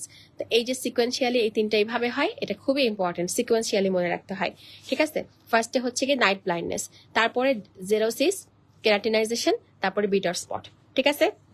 এরপরে আরেকটা হয়, সেটা হচ্ছে কেরাটো ম্যালাসিয়া, ঠিক আছে। কেরাটো ম্যালাসিয়াতে যেটা হয়, এই পর্যায়ে কর্নিয়া সফট হয়ে যাবে। এখানে কর্নিয়া কেরাটিনাইজেশন হচ্ছে মানে শক্ত, আর এখানে কেরাটো ম্যালাসিয়াতে কর্নিয়া সফট হয়ে যাচ্ছে। সফট হয়ে আলসারেশন হচ্ছে, তখন ফটোফোবিয়া হবে, চোখে দেখতে অসুবিধা, এবং হচ্ছে কর্নিয়া আস্তে আস্তে একটা পর্যায়ে ফাইব্রোসিস স্কারিং হয়ে একদম পার্মানেন্ট ব্লাইন্ডনেস হয়ে যাবে, ঠিক আছে। আচ্ছা, তো খুবই ইম্পর্টেন্ট চোখের এই হলো সিকোয়েন্সিয়ালি জিনিসটা পড়া। এরপরে হচ্ছে ভিটামিন এ ডেফিসিয়েন্সিতে যেহেতু ইমিউন সিস্টেম উইক হবে, তাহলে আমার ইনফেকশন হবে, এবং স্পেশালি কোনটা হয়? রিকারেন্ট রেসপিরেটরি ট্র্যাক্ট ইনফেকশন, ঠিক আছে। রিকারেন্ট রেসপিরেটরি ট্র্যাক্ট ইনফেকশন বেশি হয়। এরপরে হলো ভিটামিন এ ডেফিসিয়েন্সিতে আপনার স্কিনও হচ্ছে কি ব্যাঙের মতো হয়ে যাবে, শক্ত খসখসা, এটাকে আমরা বলি টোড স্কিন, বিকজ স্কিনও কেরাটিনাইজেশন হয়ে যায়, ঠিক আছে। স্কিনের লাইনিং এপিথেলিয়াম কি দেখি বলেন তো? স্কিনের লাইনিং এপিথেলিয়াম কি? লিখেন, দ্রুত লিখেন। তারপরে হচ্ছে আমরা জানি ভিটামিন এ ডেফিসিয়েন্সিতে আমাদের কিন্তু গ্রোথে ঝামেলা হবে, তাই গ্রোথ রিটার্ডেশন হয়, এবং হচ্ছে গিয়ে ইনফার্টিলিটির ইস্যু থাকবে, অর্থাৎ গোনাডাল ডিসফাংশন কিন্তু হবে, ঠিক আছে। স্কিনের লাইনিং এপিথেলিয়াম কি মনে করেন? বলেন জলদি জলদি। এরপরে আসেন ভিটামিন এর কোনো টক্সিসিটি আছে কিনা। ইয়েস আছে, ফ্যাট সলিবল ভিটামিন টক্সিসিটি হয় স্ট্র্যাটিফাইড স্কাবাস, গুড। তাহলে যখন হচ্ছে আপনার ভিটামিন এ ডেফিসিয়েন্সিতে কেরাটিনাইজেশন হবে, এটাকে আমরা বলি স্কমাস মেটাপ্লাসিয়া। এটা কিন্তু খুব ইম্পর্টেন্ট, পরীক্ষায় কিন্তু আসে। রিলেট করে দেখেন তো, পরীক্ষায় ধরনের প্রশ্ন পেয়েছেন না? স্কমাস মেটাপ্লাসিয়া হয়, ঠিক আছে। এখন আসেন hyper vitaminosis A. Vitamin A toxicity হতে পারে কিনা। ইয়েস পারে, অতিরিক্ত খেলে। তখন কি হবে? মনে হচ্ছে কম খেলে স্কিন খসখসা হয়ে যায়, বেশি খেলে বুঝি স্কিন নরম হবে? নো, বেশি খেলে আপনার হচ্ছে ড্রাইয়ের সঙ্গে সাথে চুলকানি শুরু হবে। কম খেলে আপনার জাস্ট খসখসে হবে, চুলকাবে না, বাট অতিরিক্ত খেলে চুলকাবে। তারপরে হচ্ছে যেহেতু স্টোর হয় কোথায়? লিভারে, অতিরিক্ত লিভারের উপরে চাপ পড়বে, তখন লিভারটা কি হবে? হেপাটোমেগালি হয়ে যাবে, এবং একটা পর্যায়ে লিভার সিরোসিস ডেভেলপ করবে, ঠিক আছে। এরপরে হচ্ছে কি ভিটামিন এ অতিরিক্ত খেলে ইন্ট্রাক্র্যানিয়াল প্রেশার কিন্তু বেড়ে যায়, ঠিক আছে। ভিটামিন এ অতিরিক্ত নিলে কিন্তু টেরাটোজেনেসিস হয়, এটা আমরা জানি যে এই জন্য ফার্স্ট ট্রাইমেস্টারে নিতে হয় না, ঠিক আছে, মানে এক্সট্রা এক্সেসিভ নিতে হয় না। এরপর ভিটামিন এ খুব বেশি যখন আপনি খাবেন, তখন একটা পর্যায়ে bone mass density, bone mineral density BMD হচ্ছে কমা শুরু করবে, তখন কি হবে? অস্টিওপোরোসিস হবে। তখন হচ্ছে অস্টিওপোরোসিস হলে বোন ফ্র্যাকচার হওয়ার রিস্ক হচ্ছে অনেক বেড়ে যাবে। তাহলে দেখেন কতগুলা একদম টক্সিসিটি ভিটামিন এর মধ্যে আমাদের আছে, ঠিক আছে। তো ভিটামিন এ হচ্ছে কোথায় ইউজ করি আমরা? থেরাপিউটিক, আমরা হচ্ছে স্কিনের প্রবলেমে ইউজ করি, অ্যাকনি, সোরিয়াসিস, এগুলোতে আমরা ইউজ করে থাকি। আরডিএ কত? আরডিএ হচ্ছে অ্যাডাল্ট মেল যদি হয়, ছেলেদের ক্ষেত্রে হচ্ছে 1000 আরি, আরি মানে রেটিনল ইকুইভ্যালেন্ট, ঠিক আছে। অ্যাডাল্ট ফিমেলের ক্ষেত্রে একটু কম, 800। প্রেগনেন্সি ল্যাকটেশনে কিন্তু আবার ছেলেদের মতো 1000 থেকে 1200, ঠিক আছে। আর যদি ইনফ্যান্ট হয় আপ টু 1 ইয়ার, সেটা হচ্ছে অনলি 400, ঠিক আছে। আচ্ছা, সো খুব ইম্পর্টেন্ট ভিটামিন এর আরডিএ। তাহলে ভিটামিন এ গেল। এবার হচ্ছে আসেন আমরা বলবো ভিটামিন ডি। ভিটামিন ডি এর হচ্ছে একটা নাম কি? ক্যালসিফেরল, আমরা জানি, ঠিক আছে। আচ্ছা, এখন আসেন ভিটামিন ডির দুইটা ফর্ম আছে। একটা হচ্ছে সুপ্তর বই মনে হয়, ও সুপ্ত লিখছে। ও কোত্থেকে? অস্ট্রেলিয়া থেকে। অস্ট্রেলিয়া থেকে? ভালো তো। আচ্ছা পরে দেখবো, ক্লাস শেষ করে নি। এটাই বলতেছিল তাহলে। ও তো ছোটবেলায় লিখতো যে আগে।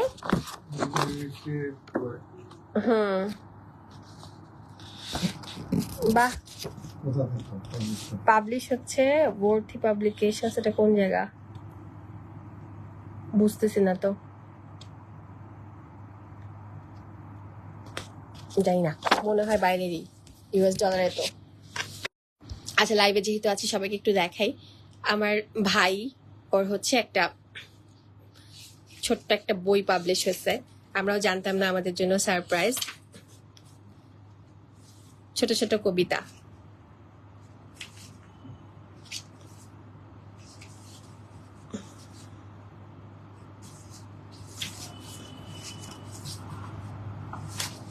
ভালোই তো, অনেকগুলাই তো লিখছে।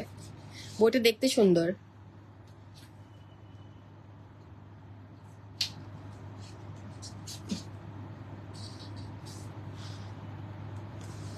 এটা সবার জন্য দরকার।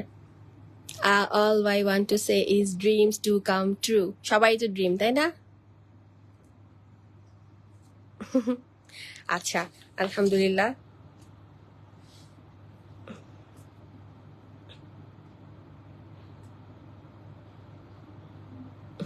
ওকে, আচ্ছা পরে দেখবো। Very good. আপনারা যদি কেউ কিনতে চান কিনেন, যদি হচ্ছে কেউ এরকম ছোট ছোট কবিতা পছন্দ করেন। বইটা দেখতে অনেক সুন্দর, আমরা কেউ জানতাম না। হঠাৎ করে এখন ডিএইচএল এর কুরিয়ার আসলো। ও এখন অস্ট্রেলিয়ায় থাকে, ইউনিভার্সিটি অফ ওলঙ্গনে, ওখানে মাস্টার্স করতেছে। তো ওখান থেকেই হচ্ছে মনে হয় পাবলিশ হয়েছে নাকি, আমি আসলে বুঝতেছি না আসলে কোত্থেকে হয়েছে, কিছুই জানি না। ও বলতেছিল যে একটা বই আসবে, তোমাদের জন্য সারপ্রাইজ আছে, দিস ইজ দ্য সারপ্রাইজ। আচ্ছা, আপনারা অনেকে প্রিন্টস এন্ড পেপার চিনেন, তাই না?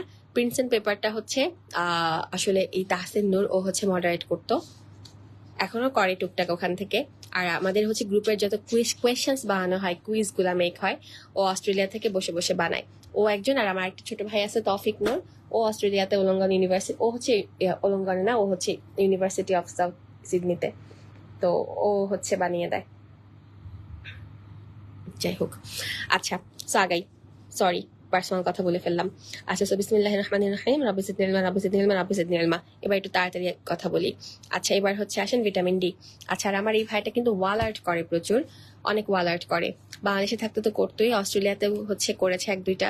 ও আসলে বাংলাদেশকে খুব মিস করে, ওখানে গিয়ে ওর ভাল লাগে না। ওখানে গিয়ে জন্য ওর পয়েমস ফর দ্য সোল, ওর ডিপ্রেশন থেকে, ওর খারাপ লাগা থেকে, ওর ইমোশন থেকে হচ্ছে গিয়ে আসলে বইটা লিখছে। এই যে ঠিকই আছে, core of the human emotion capturing feelings that are often unspoken but universally experienced. সেটাই, একদম ক্লোজ টু দ্য হার্ট। যাই হোক, হোয়াট এভার, চলেন আগাই। তো ভিটামিন ডি, ভিটামিন ডি হচ্ছে নেচারে দুইটা ফর্মে থাকে। একটা হচ্ছে আর্গো ক্যালসিফেরল, যেটা হলো ভিটামিন ডি2। আরেকটা হচ্ছে কোলি ক্যালসিফেরল, যেটা হলো ভিটামিন ডি3। যেটা হলো ডি2 সেটা হলো প্ল্যান্ট সোর্স থেকে আসে, আর যেটা ডি3 সেটা হচ্ছে অ্যানিমেল সোর্স থেকে আসে। ঠিক আছে? সো এই হচ্ছে আবার দুইটা ফর্ম। ওকে, এটা খুবই ইম্পর্টেন্ট, এটা পরীক্ষায় অনেকবার এসেছে এখন পর্যন্ত। তো ভিটামিন ডি2 ডি3 এরা হচ্ছে গিয়ে তাহলে প্রো ভিটামিন হিসেবে আগে তৈরি হবে, তারপরে আলট্রাভায়োলেট রে দিয়ে হচ্ছে চেঞ্জ হয়। যাই হোক, তো প্রো ভিটামিন কোনটা দেখেন, যেটা ডি2 যেটা সেটা হলো আর্গো ক্যালসিফেরল, ডি3 কোলি ক্যালসিফেরল। ঠিক আছে? তো ডি2 এর প্রো ভিটামিনের নাম হচ্ছে আর্গোস্টেরল, আর ডি3 প্রো ভিটামিনের নাম হচ্ছে 7-ডিহাইড্রোকোলেস্টেরল। আর্গোস্টেরল থেকে আর্গোক্যালসিফেরল হয়, আর 7-ডিহাইড্রোকোলেস্টেরল থেকে কোলিক্যালসিফেরল হয়। তো পরীক্ষায় অনেক সময় এটা আপনার আসে যে ডি2 ভিটামিনের আপনার প্রো ভিটামিন কোনটা। তো এখন ডি2 ভিটামিন দেখে সবাই হচ্ছে ভাববে কি ডি2 ভিটামিনই বলতেছে, তাড়াহুড়া করে আপনি কি লাগাবেন, আর্গোক্যালসিফেরল। উত্তর সঠিক হবে নো, জানতে চেয়েছে প্রো ভিটামিনের নাম। তো ডি2 এর প্রো ভিটামিন হচ্ছে আর্গোস্টেরল, আর ডি3 এর প্রো ভিটামিন হচ্ছে 7-ডিহাইড্রোকোলেস্টেরল। ঠিক আছে? একটু প্রশ্নগুলো বুঝে বুঝে উত্তর করলে দেখবেন পরীক্ষাটা ইনশাল্লাহ ভালো হবে। আমার কাজ হচ্ছে আপনি সবই পারেন, আপনাকে একটু ধরাই দেয়া যেন পরীক্ষায় আপনার ভুল কম হয়। ঠিক আছে? আচ্ছা, এখন আসেন ভিটামিন ডি2 ডি3, দুটার মধ্যে প্ল্যান্ট সোর্স কোনটা? ডি2। তাহলে প্ল্যান্ট সোর্স যেটা সেটা হচ্ছে যে আমাদের অ্যাবজর্পশন একটু খারাপই হবে। ঠিক আছে? সো এটা হচ্ছে নিউট্রিশনালি অত ইম্পর্টেন্ট না, কিন্তু ডি3 হচ্ছে আমাদের নিউট্রিশনালি ইম্পর্টেন্ট। ঠিক আছে, তাহলে দুইটাই হচ্ছে আমরা পড়বো, কিন্তু নিউট্রিশনালি আমাদের জন্য ইম্পর্টেন্ট হচ্ছে D3। ঠিক আছে, তাহলে দেখবেন এই যে আপনি যখন ওষুধপত্রগুলো খাবেন এখন থেকে চেক করে দেখবেন সবখানে দেখবেন কিন্তু ভিটামিন D3 লেখা থাকে, বিকজ এটা আমাদের নিউট্রিশনের জন্য দরকার। তো ভিটামিন D3 যেটা নিউট্রিশনালি ইম্পর্টেন্ট কোত্থেকে আসে, এটা হচ্ছে ডায়েট থেকে আসে, এবং হচ্ছে আমাদের বডিতেও কিছু তৈরি হয়, স্টোর থাকে, বলেছিলাম না vitamin fat soluble vitamin store থাকে।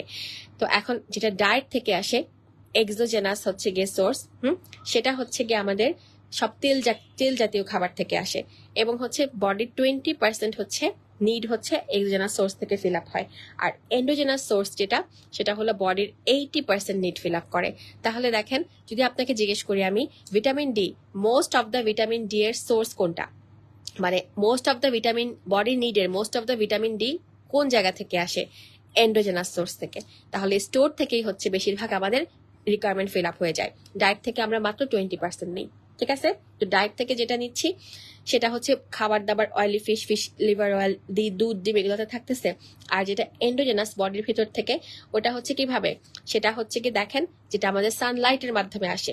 ঠিক আছে, আচ্ছা কোথায় হয় দেখেন, সিনথেসিস হয় in the liver from cholesterol. একটু লিখে বলি, একটা হচ্ছে লিভার থেকে আসতেছে কোলেস্টেরল, আরেকটা হচ্ছে গিয়ে স্কিনে হচ্ছে স্টোরড হচ্ছে। দেখেন সুন্দর করে এখানে লেখা আছে।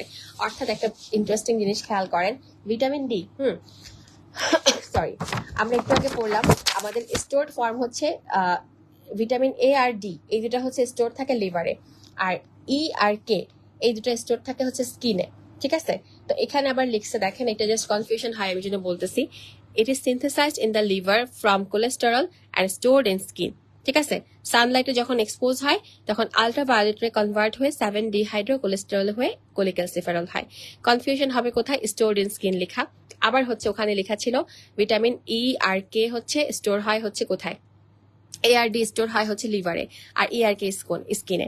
বিষয়টা হচ্ছে এখানে যেটা বোঝাচ্ছে, আপনার স্টোরেজ ফর্ম যেটা ওটা থাকবে লিভারে, বাট এটা হচ্ছে স্কিনে এসে বসে থাকে। কেন? বিকজ সে যখন কনভার্ট হতে চাইবে আপনাকে উপকার করার জন্য সানলাইট লাগবে। ঠিক আছে, বুঝতে পারছেন বিষয়টা? তাহলে সিঙ্গেল বেস্টের জন্য স্টোরড ফর্ম বললে কিন্তু ভিটামিন এ হচ্ছে কোথায় স্টোর হয়, লিভারে হবে, স্কিন কিন্তু না। কিন্তু কার্যকারিতার জন্য তাকে স্কিনে আসতে হয়। ঠিক আছে, আচ্ছা এখন আসেন ওর অ্যাক্টিভ ফর্মের নাম কি, এটা আমরা অলরেডি পড়েছি, D3 ক্যালসিট্রায়ল, এবং D3 বলে ট্রায়ল। ঠিক আছে, আর 125 ডাইহাইড্রক্সি কোলিক্যালসিফেরল। ঠিক আছে, আর হচ্ছে যেটা সার্কুলেটিং ফর্ম বা স্টোরেজ ফর্ম, সেটা হলো 25 হাইড্রক্সি কোলিক্যালসিফেরল, যেটা D3 ক্যালসিডায়ল। ওকে, খুবই ইম্পর্টেন্ট, এগুলা পরীক্ষায় আসে এবং আমরা সবাই হচ্ছে ভুল করি। ঠিক আছে, অ্যাক্টিভ ফর্ম হচ্ছে calcitriol, storage form calcidiol, circulating form calcidiol. Active form 125 আর সার্কুলেটিং বা স্টোরেজ ফর্ম শুধু 25। এটা ডাইহাইড্রক্সি, এটা শুধু হাইড্রক্সি। ঠিক আছে, একটু নামগুলো এদিক সেদিক করে এমসিকিউ বা সিঙ্গেল বেস্টের স্টেমে দেয়, একটু চোখের দেখার ভুলের জন্য আমাদের কিন্তু খারাপ হয়। ঠিক আছে, আচ্ছা এখন আসেন ভিটামিন D3 হচ্ছে আমার মেটাবলিজম অ্যাবজর্পশন যেটা। তো প্রথম কথা হলো ভিটামিন D3 একটা ফ্যাট, সো হচ্ছে ফ্যাটের মতো করে অ্যাবজর্ব হবে। যখন আমি খাচ্ছি তখন ফার্স্টে যাবে ইন্টেস্টাইনে, ওখানে গিয়ে অ্যাবজর্ব হবে, এবং সেখানে ফ্যাটকে যেভাবে হেল্প করে বাইল সল্ট, মাইসিলি, ঠিক আছে, এক্স্যাক্টলি একইভাবে হবে। সো ফ্যাটের অ্যাবজর্পশনটা আপনারা পড়বেন, তখন হচ্ছে এটা একসাথে রিলেট করে মাথায় ঢুকাই ফেলবেন।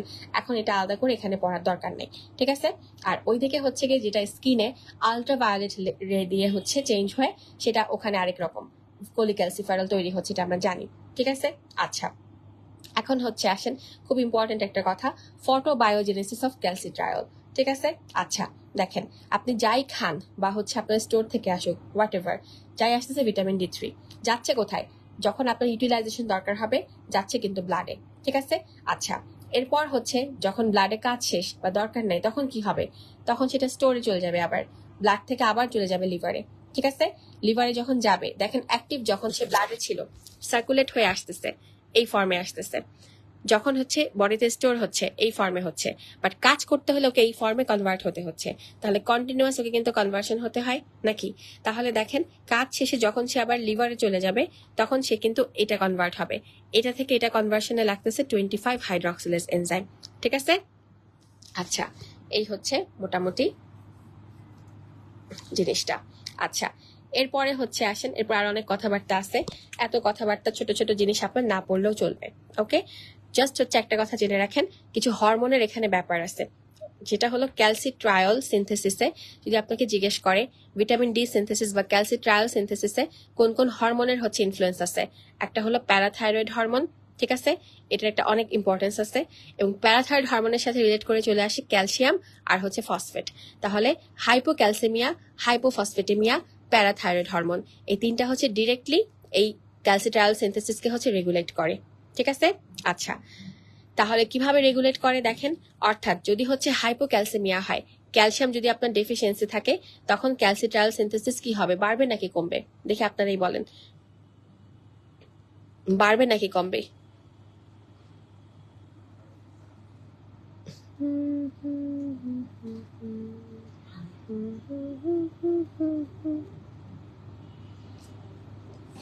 নেট একটু প্রবলেম করতেছে, বারে বারে কেটে যাচ্ছে আসতেছে, এই জন্য হচ্ছে একটু বিরক্ত লাগতেছে। গুড, বাড়বে। ক্যালসিয়াম ডেফিসিয়েন্সিতে হচ্ছে কি এটা বেড়ে যাবে, তাহলে হাইপার ক্যালসিমিয়াতে জাস্ট উল্টা হবে, ইনহিবিটেড হবে। একইভাবে যদি হচ্ছে আপনার হাইপোফসফেটেমিয়া হয় তাহলে এটা বাড়বে, হাইপার ফসফেটেমিয়া হলে কমবে, ঠিক আছে। এটা হচ্ছে একটা ইম্পর্টেন্ট জিনিস। ডান। আচ্ছা, আলহামদুলিল্লাহ পড়লাম। আচ্ছা, এইটুকু মনে রাখি। এখন হচ্ছে আসেন, এরপরে আসেন নেক্সট রেগুলেশন অফ ক্যালসিট্রায়ল সিনথেসিস। রেগুলেশনের এত ডিটেল হচ্ছে আপনার দরকার নেই, জাস্ট হচ্ছে কোনটা দিয়ে স্টিমুলেটেড হয়, কোনটা দিয়ে ইনহিবিটেড হয়, এই যে এখানে লেখা আছে। হাইপোক্যালসেমিয়া, হাইপোফসফেটেমিয়া স্টিমুলেট করে, ঠিক আছে, আর হাইপার ক্যালসেমিয়া, হাইপার ফসফেটেমিয়া ইনহিবিট করে, ঠিক আছে। এইটুকু জাস্ট জেনে রাখেন, ওকে। আচ্ছা, এইটুকু জেনে রাখেন। একবার দেখাচ্ছি যেন চোখ আপনি মাথায় ঢোকাতে পারেন। আলহামদুলিল্লাহ। এটা হচ্ছে আরো রিলেট হবে কোথায়, যখন হচ্ছে আপনারা ফিজিওলজি পড়বেন, তখন এগুলো আবার সুন্দর করে আরেক দফা রিলেটেড হবে। কেন হচ্ছে কি বারে বারে রিলেশনের কথা বলতেছি, অর্থাৎ একই পড়া আপনি কিন্তু ফুল সেশনে অনেকবার পড়বেন। একটু যদি রেগুলার মন দিয়ে ক্লাস করেন, নিজের অজান্তেই আপনার অনেক পড়া বারে বারে হচ্ছে রিভিশন হয়ে যাবে, ঠিক আছে। আচ্ছা, এবার আসেন ভিটামিন ডির ফাংশন। ভিটামিন ডি হচ্ছে, এটা আমরা সবাই জানি, ক্যালসিয়াম আর ফসফেটের উপরে ওর ফাংশন, ঠিক আছে। ভিটামিন ডি হচ্ছে কি ক্যালসিয়াম এবং হচ্ছে ফসফেটকে বাড়ায়, মানে হচ্ছে কি করবে, হাড্ডি গুড্ডি আর দাঁতকে সে স্ট্রং করবে, ঠিক আছে। সো ইন্টেস্টাইন থেকে ক্যালসিয়াম আর ফসফেটের অ্যাবজর্পশন বাড়াবে, ঠিক আছে। তারপরে ভিটামিন ডি হচ্ছে প্যারাথাইরয়েড হরমোনকে হচ্ছে গিয়ে গুতা মারবে, তাতে করে কি হবে, তাতে করে হচ্ছে গিয়ে প্যারাথাইরয়েড হরমোন হচ্ছে বোন রিজর্পশনকে বাড়াবে। তাহলে লাভ কি, তার কাজই হচ্ছে গিয়ে আপনার ক্যালসিয়াম ফসফেট বাড়ানো। বোন যখন রিজর্পশন হবে, বোনকে ভেঙে নিয়ে আসবে, তো ব্লাডে ক্যালসিয়াম বেড়ে যাবে না, এটাই হচ্ছে ওর কাজ, ঠিক আছে। তারপর প্যারাথাইরয়েড হরমোনকে সে স্টিমুলেশন দিবে কিডনির মধ্যেও, এবং তখন হচ্ছে কিডনি দিয়েও ক্যালসিয়াম ডিঅ্যাবজর্পশন হচ্ছে বেড়ে যাবে, ঠিক আছে। আচ্ছা, তাহলে এইভাবেই সে হচ্ছে কাজগুলা করে। দেখেন দেখাই বলি, এই যে ক্যালসিয়াম ফসফেটকে হচ্ছে সে অ্যাবজর্পশন করতেছে ইন্টেস্টাইন থেকে, বোন রিজর্পশন বাড়াচ্ছে, রেনাল ক্যালসিয়াম রিঅ্যাবজর্পশন বাড়াচ্ছে, তাহলে ইন্টেস্টাইনাল অ্যাবজর্পশন আর হলো রেনাল রিঅ্যাবজর্পশন, ঠিক আছে, আর বোনের রিজর্পশন। কথাগুলো খেয়াল করবেন, অ্যাবজর্পশন, রিঅ্যাবজর্পশন আর রিজর্পশন আপনি সবই জানেন, কিন্তু পরীক্ষার হলে একটু এদিক সেদিক করে দিলে তখন কিন্তু ভুল হয়ে যায়। আর আদার্স হচ্ছে ডিরেক্টলি প্যারাথাইরয়েড হরমোনকে হচ্ছে সে সাপ্রেস করে, ঠিক আছে। তারপরে বোন মিনারেলাইজেশনে কিন্তু হেল্প করে, এবং ভিটামিন ডি এর কিন্তু অ্যানাবলিক ক্যাটাবলিক দুইটা রোলই আছে। মানে ভিটামিন ডি হচ্ছে বোনকে রিমডেলিং করে, যখন দরকার তৈরি করে, যখন দরকার বোনকে রিজর্পশন করায়, এইভাবে হচ্ছে বোনটাকে রিমডেলিং করে, ঠিক আছে। আচ্ছা, এরপরে আসেন ভিটামিন ডি ডেফিসিয়েন্সি হলে কি হবে। বাচ্চাদের যেটা হয় সেটা হচ্ছে রিকেটস, আর বড়দের যেটা হয় সেটা হচ্ছে অস্টিওম্যালাসিয়া। তাহলে ভিটামিন ডি ডেফিসিয়েন্সিতে কিন্তু অস্টিওপোরোসিস হয় না। বলেন তো অস্টিওপোরোসিস কোন ভিটামিন ডেফিসিয়েন্সিতে হয়, একটু আগে বলেছি। ভিটামিন ডি ডেফিসিয়েন্সিতে মেইনলি যেটা হয় অস্টিওম্যালাসিয়া। অস্টিওপোরোসিস কার হয় দেখি, আপনারা কমেন্ট করেন। ভিটামিন ডি এর আরডিএ কত, আরডিএ হচ্ছে 600 ইন্টারন্যাশনাল ইউনিট, ঠিক আছে। তো ভিটামিন ডি হচ্ছে একটা হরমোন। কি ইন্টারেস্টিং একটা কথা, ভিটামিন ডি হচ্ছে যেটা ক্যালসিট্রায়ল, সেটা প্রোডাক্ট প্রডিউস হয় কিডনিতে। একটু আগে যেন কমেন্ট দিচ্ছিলেন যে কিডনিতে থাকে কিনা, একজন আপু লিখছেন যে হ্যাঁ থাকে, এই জন্য আমি উত্তর দিই নেই, কারণ একটু পরেই চলে আসবে। দেখেন, ক্যালসিট্রায়ল হচ্ছে কিডনিতে প্রডিউস হয়, ঠিক আছে। কিডনি থেকে সেটা হচ্ছে গিয়ে আপনার ব্লাড দিয়ে চলে যায় হচ্ছে ডিস্টেন্ট সাইটে, যেখানে যেখানে কাজ করতে হয়, ইন্টেস্টাইন, কিডনি, বোন, হোয়াট এভার, ঠিক আছে। সো আমরা জানি হরমোন কি হয়, এক জায়গায় তৈরি হয়, দূরে গিয়ে কাজ করে। সো এই জন্য ওকে হচ্ছে আমরা বলতে পারি ও একটা হরমোন, ঠিক আছে। ভিটামিন ডি যদি এক্সেসিভ আপনি খান, টক্সিসিটি হলে কি হবে, loss of appetite, nausea, thirst, polyuria, stupor. দেখেন কিভাবে মনে রাখবো, যেহেতু হলো লিভারে স্টোর হয়, লিভারের প্রবলেম হলে কিন্তু আমাদের খাওয়ার রুচি কমে যায়, বমি বমি লাগে, ঠিক আছে। আচ্ছা, পিপাসাও পায়, এবং হচ্ছে পলিউরিয়া, স্টাপার। ঠিক আছে। আর হচ্ছে সাথে কি হবে, অতিরিক্ত ক্যালসিয়ামকে রিজর্পশন করে অ্যাবজর্পশন রিঅ্যাবজর্পশন সবই করবে, সো হাইপার ক্যালসিমিয়া হবে, এবং তখন হলো সফট টিস্যুতে মেটাস্টেটিক ক্যালসিফিকেশন হবে। ঠিক আছে, এই হচ্ছে আমার টক্সিসিটি। ডান, আলহামদুলিল্লাহ। এবার আসেন ভিটামিন ই, টকোফেরল। ঠিক আছে, এটাও হচ্ছে প্ল্যান্ট সোর্স আর অ্যানিমাল সোর্স আছে। প্ল্যান্ট সোর্স হচ্ছে কি আপনার সাধারণত ভেজিটেবল অয়েলগুলোতে থাকে, আর অ্যানিমাল সোর্স হচ্ছে আমরা জানি। আচ্ছা, তো মেটাবলিজমটা একটু দেখি। ভিটামিন ই হচ্ছে কি কিন্তু ইন্টেস্টাইনে দিয়ে যায় একই রকম ভাবে ফ্যাটের মতো করে, অ্যাজ ইউজুয়াল যে কোনো হচ্ছে গিয়ে ফ্যাট সলিউবল ভিটামিন ফ্যাটের মতো যায়। ঠিক আছে। আচ্ছা, স্টোর হয় কোথায়, আমরা একটু আগে পড়েছি ভিটামিন ই হচ্ছে স্টোর হয় হচ্ছে কোথায়, মনে আছে? ফ্যাটে স্টোর হয়, ইয়েস। লিভারেও হয়, ফ্যাটেও কিন্তু হয়। ঠিক আছে, অ্যান্টিঅক্সিডেন্ট হিসেবে কাজ করে, এটা আমরা সবাই জানি। কিভাবে কাজ করে এটা আমরা একটু আগে পড়েছি। ঠিক আছে, সেল মেমব্রেন স্ট্রাকচারকে মেনটেন করে, তারপরে সে কিন্তু অ্যান্টি ইনফ্লামেটরি, ইমিউন সিস্টেমকে ভালো রাখে, এবং হচ্ছে করোনারি আর্টারি ডিজিজের চান্সেস কিন্তু কমায়, ক্যাটারেক্ট হচ্ছে কমায়, এটা আমরা অলরেডি পড়েছি।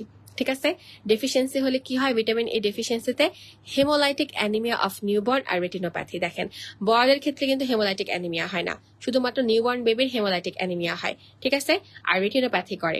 এখন পরীক্ষার হলে কনফিউশন হয় কোথায়, খেয়াল না করলে রেটিনোপ্যাথি দেখলে আমরা ভিটামিন এ মনে করি, আর হেমোলাইটিক অ্যানিমিয়া ভিটামিন যদি থাকে সেক্ষেত্রে আপনার সবার আগে মাথায় আসবে ভিটামিন কে এর কথা, বিকজ ভিটামিন কে হচ্ছে ক্লটিং সিস্টেমের সাথে জড়িত।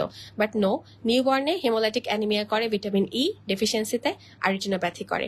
আর টক্সিসিটি বললে এটা হচ্ছে কি যত ফ্যাট সলিউবল ভিটামিন আছে তার মধ্যে সবচেয়ে কম টক্সিক। আরডিএ হলো 15 মিলিগ্রাম। দেখেন, এটার আরডিএ বলেছিলাম 600 ইন্টারন্যাশনাল ইউনিট, বাট এখানে যদি মিলিগ্রাম বা মাইক্রোগ্রামের রেঞ্জে আপনি যান সেটা মাইক্রোগ্রাম, আর এটা হচ্ছে মিলিগ্রাম। তো পরীক্ষায় 15 হয়তো চোখে মনে থাকবে আপনার, মাইক্রোগ্রাম মিলি মনে থাকবে না, তাই একটু হচ্ছে খেয়াল করাই দিলাম।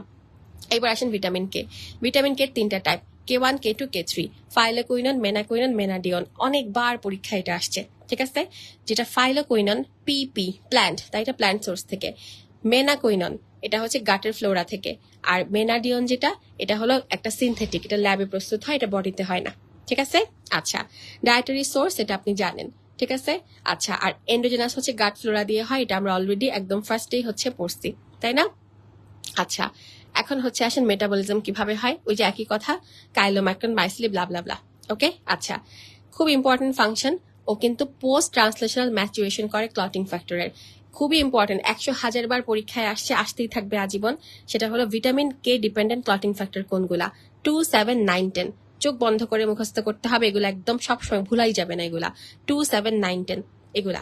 ঠিক আছে। আচ্ছা, তো এইভাবে হচ্ছে সে এগুলা তৈরি করলো। আর আরেকটা ব্যাপার, কিভাবে তৈরি করে ক্লটিং ফ্যাক্টর গুলা, কার্বক্সিলেশন। তো পরীক্ষা এগুলো একটু কনফিউশন হয়, দেখবেন oxidation, reduction, hydration, carboxylation. But যেগুলো আমি ফোকাস করলাম খালি ওইগুলাই মনে রাখবেন, যাবতীয় সকলগুলো মনে রাখার দরকার নেই। তো এখানে হচ্ছে আপনার হয় ক্লটিং ফ্যাক্টর কার্বক্সিলেশন, সিসি, এইভাবে মনে রাখতে পারেন। ঠিক আছে, সিসি ক্লটিং ফ্যাক্টর কার্বক্সিলেশন। ঠিক আছে। আচ্ছা, ডান। আর কোয়াগুলেশনে হেল্প করে, মানে ক্লট ফরমেশনে। ভিটামিন কে থেরাপিউটিক ফাংশন আছে, সেটা হলো বাচ্চা জন্মের পরে আমরা ভিটামিন কে ইনজেকশন কিন্তু দেই, তাই না? আচ্ছা, এরপরে হচ্ছে গিয়ে দেখেন, আমাদের নিউবর্ন বাবুদের গাটের ফ্লোরা কিন্তু ভিটামিন কে তৈরি করে। ঠিক আছে, করতে পারে কি? নো, ছোট বাচ্চা কিন্তু পারে না, এই জন্য আমাদেরকে দিতে হয়। ঠিক আছে। আর বাচ্চার রিজার্ভ অনেক কম থাকে। আর ব্রেস্ট মিল্কের মাধ্যমে কিন্তু water soluble vitamin, fat soluble vitamin যেতে পারে। ঠিক আছে, ফাইন। বাট ভিটামিন কে হচ্ছে খুবই কম যায়। ঠিক আছে, তো ব্রেস্ট মিল্কের মাধ্যমে পেতে পেতে তার অনেক টাইম লাগবে। আবার প্রি ম্যাচিউর বাচ্চা যে স্পেশালি তার লিভার ইনম্যাচিউর থাকে, তার আরোই হলো স্টোর থাকে না, তাই আলটিমেটলি ভিটামিন কে হচ্ছে আমাদের দিতেই হয়। ঠিক আছে। আর আরেকটা ব্যাপার, যাদের অবস্ট্রাকটিভ জন্ডিস আছে যে বড় মানুষের, সার্জারির আগে কিন্তু আমরা ভিটামিন কে দিই। কেন? আচ্ছা, অবস্ট্রাকটিভ জন্ডিসে কিন্তু বাইল সল্ট হচ্ছে থাকে না, ল্যাকিং থাকে। ঠিক আছে, সো ম্যাল অ্যাবজর্পশন হয়। বাইল সল্ট না থাকলে ফ্যাট হচ্ছে ঠিকমতো অ্যাবজর্ব হবে না, so fat absorption, vitamin K absorption সবই কিন্তু কম হয়।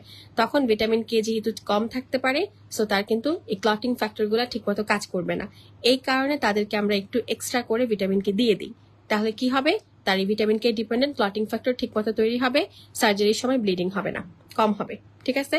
আর যদি অতিরিক্ত খেয়ে ফেলে, এটার অ্যান্টিডট আছে, সেটা হলো কি, ওয়ারফারিন পয়জনিং এ হচ্ছে অ্যান্টিডট হিসেবে ইউজ করা হয়। ঠিক আছে, মানে ওর অ্যান্টিডট না, সরি। আচ্ছা, ওয়ারফারিন পয়জনিং এটা একটু বলি, সেটা হচ্ছে কি ডাইকোমারাল পয়জনিং। ওয়ারফারিন হচ্ছে কিন্তু ওয়ারফারিন এমব্রায়োপ্যাথি করে, কনজেনিটাল একটা ম্যালফরমেশন বাচ্চার, তাই ফার্স্ট টাইমেস্টার আমরা ওয়ারফারিন কিন্তু অ্যাভয়েড করি। আর ওয়ারফারিন যদি হচ্ছে কেউ বেশি নিয়ে ফেলে তখন কিন্তু এটা এক ধরনের টক্সিসিটি তৈরি করে, যেটার অ্যান্টিডট হিসেবে আমরা ভিটামিন কে দিই, বিকজ ওখানে হচ্ছে হেমোরেজিক ম্যানিফেস্টেশন থাকে। ঠিক আছে, ডেফিসিয়েন্সি কেন হচ্ছে? ম্যাল অ্যাবজর্পশনে, অ্যান্টিবায়োটিক অ্যাবিউজে, বিকজ ইন্টেস্টাইনাল ফ্লোরা নষ্ট হয়ে যায়, দ্যাটস ওয়াই। আর ভিটামিন কে অ্যান্টাগনিস্ট যদি কখন আপনি ইউজ করে থাকেন। ডেফিসিয়েন্সি হলে ব্লাড ক্লটিং এর সমস্যা হবে, হেমোরেজিক ডিজিজ হবে। আরডিএ হলো 70 থেকে 140 মাইক্রোগ্রাম। ঠিক আছে, আর toxicity haemolytic anaemia and jaundice. ঠিক আছে, দেখেন সে নিজে হচ্ছে ক্লটিং করায়, বাট যদি অতিরিক্ত খেয়ে ফেলেন তখন উল্টায় ফেলবে, হেমোলাইটিক জন্ডিস করে ফেলবে, একদম ভেঙে ফেলবে। ঠিক যেমন হচ্ছে ভিটামিন এ করে হচ্ছে খসখসা স্কিন, অতিরিক্ত খেয়ে ফেললে কি হবে? আবার চুলকানি, খসখসের সঙ্গে চুলকানি যুক্ত হবে, এটাও সেম। অতিরিক্ত খেয়ে ফেললে যা করে সেটাকেই হচ্ছে কি আরো খারাপ করবে, হেমোলাইটিক অ্যানিমিয়া উইথ জন্ডিস। এবার আসেন ওয়াটার সলিবল। ওয়াটার সলিবল গুলা পড়ার জন্য খুবই সহজ। Vitamin C, ascorbic acid. ঠিক আছে, এটা হচ্ছে গিয়ে একটা রিডিউসিং এজেন্ট, হেক্সোস থেকে রিডিউস হয়ে তৈরি হয়। এটা ওয়াটার সলিবল, তার মানে হিটে নষ্ট হয়ে যায়। ঠিক আছে, সো হিট লেভেল। ওকে, আর হলো অক্সিজেন দিয়ে খুব রেডিলি অক্সিডাইজড হয়ে যায়। ওকে, দেখেন যেটা হচ্ছে ইম্পর্টেন্ট কথা, ও নিজে একটা reducing agent, okay, but oxygen দিয়ে সে খুব রেডিলি অক্সিডাইজড হয়। এগুলো যদি কঠিন করতে চায় আপনার, এই হচ্ছে অক্সিডেশন, কোথায় রিডাকশন, কোথায় কার্বক্সিলেশন, এগুলো কিন্তু দিতে পারে।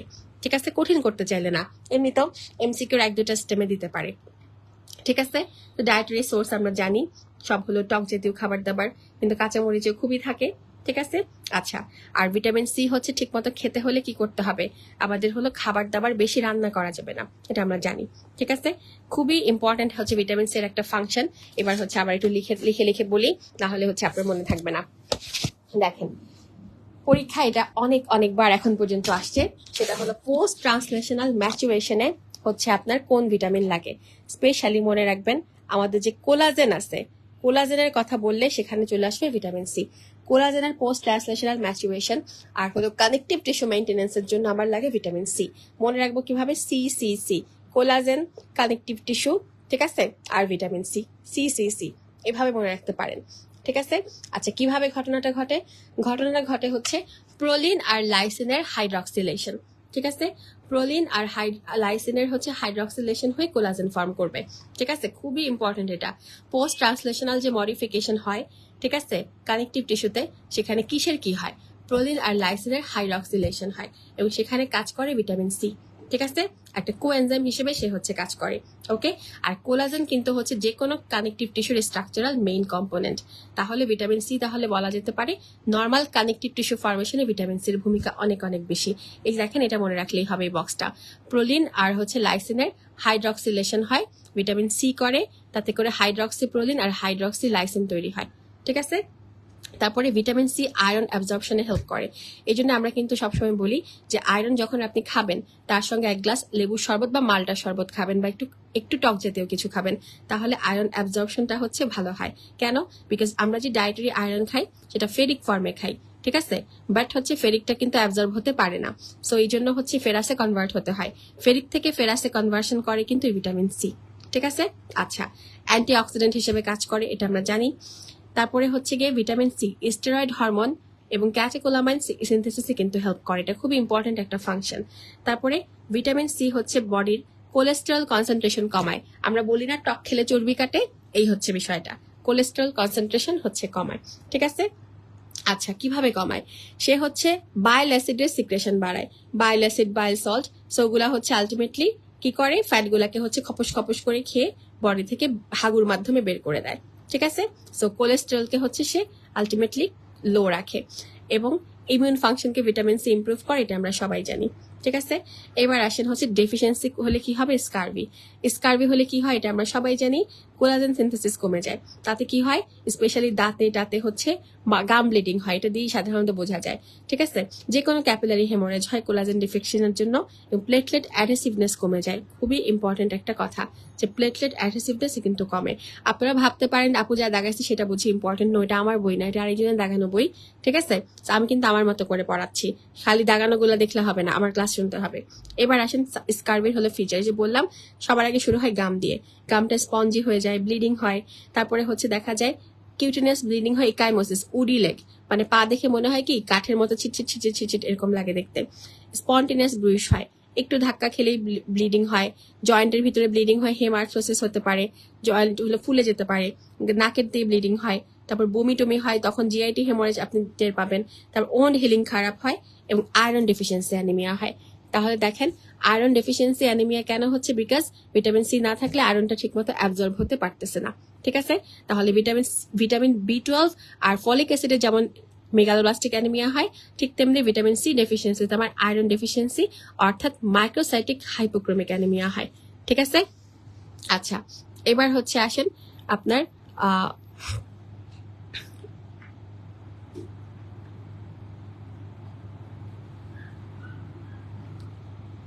আয়রন ভিটামিন সি একসাথে কেন দেওয়া যাবে না? একসাথে দেওয়া যাবে না কেন, মানে আচ্ছা বুঝতে পারছি কি বলতে চাচ্ছেন। দেওয়া যাবে, কেন যাবে না? মানে ওষুধের প্রিপারেশন একসঙ্গে কেন তৈরি হয় না এটা আমি ঠিক জানি না। এখন হচ্ছে এখন তো রিসেন্টলি কিছু ওষুধ দেখতেছি যে ওরা বলে যে ভিটামিন সি নাকি হচ্ছে অ্যাড করা আছে, কি জানি না আমি অ্যাকচুয়ালি, হয়তো কোনো সিনথেটিক কম্পোনেন্টের ঝামেলা থাকতে পারে যে একসাথে হয়তো তৈরি করা যায় না। এটা আমি ঠিক জানি না আসলে কেন একসাথে নাই, বাট হচ্ছে একটা পেজ কম আসছে ছবিতে। আচ্ছা অসুবিধা নেই, ছবি তোলার সময় হচ্ছে একটা পাতা হলো ছবি কম হচ্ছে, 521 পরে 522 নাম্বার পেজটা আমার এখানে নাই। ঠিক আছে, আচ্ছা তো এটা হয়তো একটু কষ্ট করে নিজে দেখে নিতে হবে। আমি হচ্ছে দেখি বলে দিব বই পাতাটা খুঁজে, আমার বইটা হচ্ছে এই মুহূর্তে আমার সামনে নাই। আচ্ছা যাই হোক, এটা হচ্ছে কি আপনার নেক্সট ভিটামিন নিয়ে লিখেছে যে ডেফিসিয়েন্সি সিমটম হচ্ছে আপনার কোইলোসিস। এটা জানেন আপনি, ভিটামিন বি2 এর কথা বলতেছে, এটা রিবোফ্লাভিন সম্ভবত। এটা কোএনজাইম হিসেবে কাজ করে টিসিএ সাইকেলে, ফ্যাটি অ্যাসিডের বিটা অক্সিডেশন করে। এবার আসেন নিকোটিনামাইড বা নিয়াসিন, যেটা ভিটামিন বি3। সোর্স দরকার নাই, ইম্পর্টেন্ট হচ্ছে ট্রিপ্টোফ্যান, এটা আপনি অলরেডি পড়ে আসছেন বক্স থেকে। ঠিক আছে, আচ্ছা অ্যাক্টিভ ফর্ম আমরা বক্স থেকে পড়ে এসেছি। তো ফাংশনে হচ্ছে কি মনে রাখবো, এরা হলো কোএনজাইম হিসেবে কাজ করে। ঠিক আছে, যে কোন কোন, এটা সবচেয়ে ইম্পর্টেন্ট হচ্ছে যে কোন ইয়াতে মেটাবলিজমে কোন ভিটামিন কাজ করে। রিবোফ্লাভিন হচ্ছে টিসিএ সাইকেল আর বিটা অক্সিডেশন অফ ফ্যাটি অ্যাসিডে, আর নিয়াসিন হচ্ছে গ্লাইকোলাইসিস আর হলো টিসিএ সাইকেলে, আর oxidation of pyruvate to acetyl কোয়ে। দেখেন লিখে রাখছে এখানে শর্ট করে গট। ঠিক আছে, জিওটি, গটে হচ্ছে আমার সরি ভিটামিন বি3 বা নিয়াসিনামিক অ্যাসিড। ঠিক আছে, আচ্ছা এখন হচ্ছে আচ্ছা ভালো কথা, নিয়াসিনামিক অ্যাসিড যেহেতু বললাম বলি, নিকোটিনামাইড এটা হচ্ছে অ্যাকচুয়ালি এটাও কিন্তু হচ্ছে স্কিনের বিভিন্ন সেরামে ইউজ হয়, খেয়াল করে দেখছেন? আচ্ছা কেন দেখেন থেরাপিউটিক ইউজ হচ্ছে এটা, দেখেন ডেফিসিয়েন্সিতে কি হয়, পেলাগ্রা, ডায়রিয়া, ডিমেনশিয়া, ডার্মাটাইটিস, এই ডার্মাটাইটিস হয় না? সো এই ডার্মাটাইটিসের প্রিভেনশনে বা হচ্ছে এই ধরনের ফিচারে কিন্তু নিয়াসিনামাইড ইউজ করা হয়। ঠিক আছে, আচ্ছা এবার আসেন হচ্ছে থেরাপিউটিক ইউজে কি আছে। প্লাজমা কোলেস্টেরল কমায়, হাইপার কোলেস্টেরলেমিয়া কমায়। একটু আগে আরেকটা পড়েছিলাম, কোনটা মনে আছে? Vitamin C. একইভাবে সেও কিন্তু কোলেস্টেরল কমায়। তারপরে হচ্ছে গিয়ে আমার ট্রাইগ্লিসারাইডও কিন্তু সে কমাচ্ছে। ঠিক আছে, সে কিভাবে কমায়? সে কমায় হচ্ছে গিয়ে সে অ্যাডিপোজ টিস্যুর লাইপোলাইসিস বন্ধ করে, সো ফ্রি ফ্যাটি অ্যাসিড কমায় এইভাবে। ঠিক আছে, সে কিন্তু বাইল অ্যাসিড বাড়াই দিয়ে কিন্তু করে না, সে লাইপোলাইসিসটাকে কমায়, এইভাবে হচ্ছে কমায়। ওকে ডান, আলহামদুলিল্লাহ আমরা পড়লাম। এবার হচ্ছে আসেন next vitamin B five pantothenic acid, source পড়ার দরকার নাই, অ্যাক্টিভ ফর্ম বক্স থেকে আমরা পড়ে ফেলেছি। ফাংশন সে হচ্ছে অ্যাসিটাইল কোয়ে ফর্ম, এটা আমরা জানি। ঠিক আছে, এটা আমরা বক্স থেকে পড়ে এসেছি। ঠিক আছে, যেটা হচ্ছে খেয়াল করব অ্যাসিটাইল কোয়েটা হচ্ছে কাজ হয় কোথায় কোথায় লাগে, টিসিএ সাইকেলে লাগে, আর cholesterol, ketone body, fatty acid এগুলা সিনথেসিসে লাগে। আর যেটা সাকসিনিল কোয়ে সেটা হচ্ছে কোথায় লাগে, হিম সিনথেসিসে লাগে আর কিটোলাইসিসে লাগে। আর ফ্যাটি অ্যাসিড অক্সিডেশনেও কিন্তু হেল্প করে। সো সাকসিনিল কোয়েটা কোন একবার পরীক্ষায় এসেছিল, মনে নাই এক্স্যাক্টলি কোন পরীক্ষায়, বাট এটা এসেছিল। ঠিক আছে, হিম সিনথেসিস আর কিটোলাইসিসে হেল্প হয়। ডেফিসিয়েন্সি হলে কি হয়, peripheral nerve damage, burning foot syndrome আর স্টেগারিং গেট, খুবই ইম্পর্টেন্ট। ভিটামিন বি5 ডেফিসিয়েন্সিতে এগুলা হচ্ছে। এবার আসেন বি6 এর হলো 3টা ডিরাইভেটিভস আছে, পাইরিডক্সিন, পাইরিডক্সাল, পাইরিডক্সামিন। তার মধ্যে পাইরিডক্সিনটা শুধু প্ল্যান্ট সোর্স থেকে, বাকিগুলো হচ্ছে অ্যানিমাল সোর্স থেকে। তাহলে ডায়েটারি সোর্স মুখস্থ করার কিছু না, আপনি পারবেন। ঠিক আছে, ফাংশনটা কোএনজাইম হিসেবে কাজ করে, অ্যামাইনো অ্যাসিডের ট্রান্সঅ্যামাইনেশন, ডিঅ্যামাইনেশন, গ্লাইকোজেনোলাইসিস। ঠিক আছে, আর হিস্টিডিন থেকে হিস্টামিন প্রোডাকশন। এখন দেখেন গ্লাইকোজেনোলাইসিস, আমি আপনাকে যেটা বলবো এটা আমি লাস্টে আমি আপনাকে হোমওয়ার্ক দিব, হোমওয়ার্ক দিয়ে আপনারা গুছাবেন। প্রত্যেকটা হচ্ছে কি মেটাবলিক সাইকেলে, ঠিক আছে? কোথায় কোনটা কাজ করতেছে এটা হচ্ছে আপনার একসাথে গোছানো থাকতে হবে। আমার কাছে গোছানো আছে, কিন্তু আমি আমারটা আপনাকে দিব না, আপনাকে নিজের হাতে আমি গোছাতে বলবো। ঠিক আছে? আমি বলে দিব কিভাবে গোছাবেন। এরপর হচ্ছে গিয়ে গ্লুটামেট থেকে গাবা তৈরি করে ডিকার্বক্সিলেশনের মাধ্যমে। ঠিক আছে? এটা ইম্পর্টেন্ট। তারপর ক্যাটেকোলামাইন সেরোটোনিন তৈরি করে। ঠিক আছে? আচ্ছা, ডেফিসিয়েন্সি হলে পেরিফেরাল নিউরোপ্যাথি, এটা আমরা সবাই জানি। কেন? বিকজ সেরোটোনিন, গাবা, ক্যাটেকোলামাইন এই তিনটার ডেফিসিয়েন্সি হচ্ছে। পেরিফেরাল নিউরোপ্যাথি হয় আমরা সবাই জানি, বাট কোনটার ডেফিসিয়েন্সিতে পেরিফেরাল নিউরোপ্যাথি হয় এটা হয়তো হচ্ছে আমরা সবাই জানবো না। ঠিক আছে? সো এই জন্য হচ্ছে কি আপনাকে এটা একটু খেয়াল করে পড়তে হবে। তারপরে অ্যানিমিয়া তো হয়, বিকজ হিম প্রোডাকশন কমে যায়। ঠিক আছে? আর অ্যামাইনো অ্যাসিড মেটাবলিজমের ডিসঅর্ডার হয়। এবার আসেন বায়োটিন B7, এটা হচ্ছে গিয়ে আপনার ডার্মাটাইটিস, অ্যালোপেশিয়া, প্যারাস্থেশিয়া, গ্লসাইটিস করে। দেখেন ডার্মাটাইটিস কিন্তু আরেকটা করেছিল কে? নিয়াসিন। ঠিক আছে? আচ্ছা, এরপরে হচ্ছে গ্লুকোনিওজেনেসিসকে হচ্ছে ইম্পেয়ার করে, আর ফ্যাটি অ্যাসিড সিনথেসিসকে হচ্ছে ইম্পেয়ার করে। ঠিক আছে? আচ্ছা, এরপরে দেখেন ভিটামিন B9, আমরা একটু আগেই বলেছি B9 B12 কে আমরা হেমোপয়েটিক ভিটামিন বলি। ঠিক আছে? এক্স্যাক্টলি এখানে একই কথাই আবার লেখা আছে। ঠিক আছে? আচ্ছা, এরপরে হচ্ছে আসেন এটার ফাংশন দেখেন। অ্যাক্টিভ ফর্ম হলো টেট্রাহাইড্রোফলেট, 100,000 বার পরীক্ষায় আসবে। এটার সঙ্গে রিলেট করে মেথোট্রেক্সেটও কিন্তু পরীক্ষায় আসবে, এটা আমরা ফার্মা পড়ার সময় বলবো। ডিএনএ আরএনএ সিনথেসিসে হচ্ছে হেল্প করে। ঠিক আছে? এবং হচ্ছে গিয়ে দেখেন কিভাবে হেল্প করে, সে একটা কার্বন ক্যারিয়ার হিসেবে কাজ করে। ওকে, আর হলো আর্লি ফিটাল লাইফে নিউরাল টিউব ডিফেক্টকে হচ্ছে প্রিভেন্ট করে, বিকজ নিউরাল টিউব ডেভেলপমেন্ট সে হচ্ছে করে। এটা আমরা গতকালকে একটু করে বলেছি। ঠিক আছে? ডেফিসিয়েন্সি হতে পারে অনেক কারণে। ঠিক আছে? স্পেশালি হচ্ছে কিছু কিছু ড্রাগে, ওসিপি খেলে, সাইটোটক্সিক ড্রাগে যেমন মিথোট্রেক্সেট স্পেসিফিক্যালি, আর অ্যান্টি কনভালসেন্টে ফলেট ডেফিসিয়েন্সি হয়। আর ডেফিসিয়েন্সি ডিসঅর্ডার কি হয়? মেগালোব্লাস্টিক অ্যানিমিয়া হয়, এটা আমরা সবাই জানি।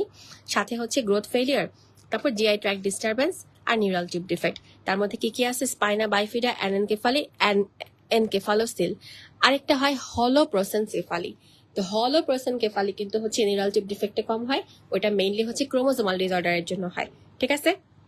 রিকমেন্ডেড ডেইলি অ্যালাওয়েন্স দেখেন বাচ্চাদের 50, 400, ল্যাকটেশনের 500, প্রেগনেন্সিতে 800, আর চিলড্রেনের 100 থেকে 300। ঠিক আছে? ডেইলি রিকোয়ারমেন্ট ইউজুয়ালি 400, প্রেগনেন্সিতে হচ্ছে 800, ল্যাকটেশনের 500, আর অ্যাজ ইউজুয়াল ছোট্ট বাচ্চাদের 50, আর চিলড্রেন যারা একটু বড় মানে ইনফ্যান্ট হচ্ছে তাদের এটা, আর এটা 100 থেকে 300। এখন মেইলের কথা বললে তাহলে 400, নন প্রেগনেন্ট ফিমেল হলে 400। ঠিক আছে? আচ্ছা, কোবালামিন, ভিটামিন B12, এটা একটা হেমোপয়েটিক ভিটামিন, এটা আমরা জানি। ঠিক আছে? খুবই important. Cyanocobalamin, methyl cobalamin, five deoxy adenosyl cobalamin, আর হাইড্রক্সি কোবালামিন। কমার্শিয়াল ফর্ম হচ্ছে সায়ানোকোবালামিন। সো যেটা আপনি হচ্ছে কি সাপ্লিমেন্ট দেখবেন ড্রাগগুলা খায়, সেখানে থাকে সায়ানোকোবালামিন। সার্কুলেটিং ফর্ম হচ্ছে এটা, আর স্টোরেজ ফর্ম হচ্ছে এটা। খুবই ইম্পর্টেন্ট, পরীক্ষা এগুলো আসবে। ঠিক আছে? আচ্ছা, তার মধ্যে হচ্ছে গিয়ে সেকেন্ড আর থার্ড এই দুটা মিলে হচ্ছে আপনার ফিজিওলজিক কোএনজাইম, যেটা অ্যাকচুয়াল কোবালামিন। ঠিক আছে? আচ্ছা, এবার হচ্ছে আসেন মেটাবলিজম অ্যান্ড অ্যাবজর্পশন। 1:00 বাজে, আমি জানি এখন আজানের টাইম হয়ে গেছে, প্লাস হচ্ছে কি আপনাদের অনেকেরই হচ্ছে দুপুরবেলা রান্না বাড়ি অনেক কাজ আছে। সো আমি আর বেশিক্ষণ আর লাগবে না, যে ইনশাল্লাহ হচ্ছে আপনারা যারা শুনতেছেন তো শুনতেছেন, যারা এখন শুনতে পারছেন না পরে হচ্ছে রেকর্ডেডটা করে নেবেন। ঠিক আছে? আসেন মেটাবলিজম অ্যান্ড অ্যাবজর্পশন। দেখেন এখানে হচ্ছে খুবই ইম্পর্টেন্ট একটা কথা, এই মেটাবলিজমটা একটু আপনাকে দেখতে হবে। কেন? প্রথম হচ্ছে কেনটা হচ্ছে আপনাকে বুঝাই। ভিটামিন B12 ডেফিসিয়েন্সি আর ফলিক অ্যাসিড ডেফিসিয়েন্সি দুইটাই আমাদের জন্য ইম্পর্টেন্ট, কিন্তু ফলিক অ্যাসিডটা হচ্ছে কি আমরা তো বললাম ডায়েটের মাধ্যমে হচ্ছে টোটালি নিতে হবে, বাট ভিটামিন B12 হচ্ছে আমাদের বডিতে স্টোর থাকে কিছুটা, তাই স্টোর ফর্মটা যদি একদমই ডেফিসিয়েন্সি হয়ে যায় তখন হয়তো ডায়েটের মাধ্যমে না পেলেই তখন গিয়ে আমার ডেফিসিয়েন্সি হবে। অর্থাৎ যদি প্রশ্ন হয় যে ফলিক অ্যাসিড আর ভিটামিন B12 ডেফিসিয়েন্সির মধ্যে কোনটা আর্লিয়েস্ট সিমটম প্রডিউস করে, সেটা হচ্ছে ফলিক অ্যাসিড। ঠিক আছে? ভিটামিন B12 কিন্তু খুবই দ্রুত, মানে খুব অল্পতে হচ্ছে সিমটম প্রোডাকশন করবে না। এখন হচ্ছে কি ভিটামিন B12 যখন আপনার অ্যাবজর্পশন হবে, সবার আগে যখন আমরা খাবারটা খাই যাই কোথায়? স্টমাকে। স্টমাকে হলো পিএইচ থাকে, অ্যাসিডিক পিএইচ, তাই না? গ্যাস্ট্রিক জুসে, এবং সেটা হচ্ছে খুবই দরকার ভিটামিন B12 কে হচ্ছে খাবার থেকে এক্সট্রাক্ট করে নেওয়ার জন্য। ঠিক আছে?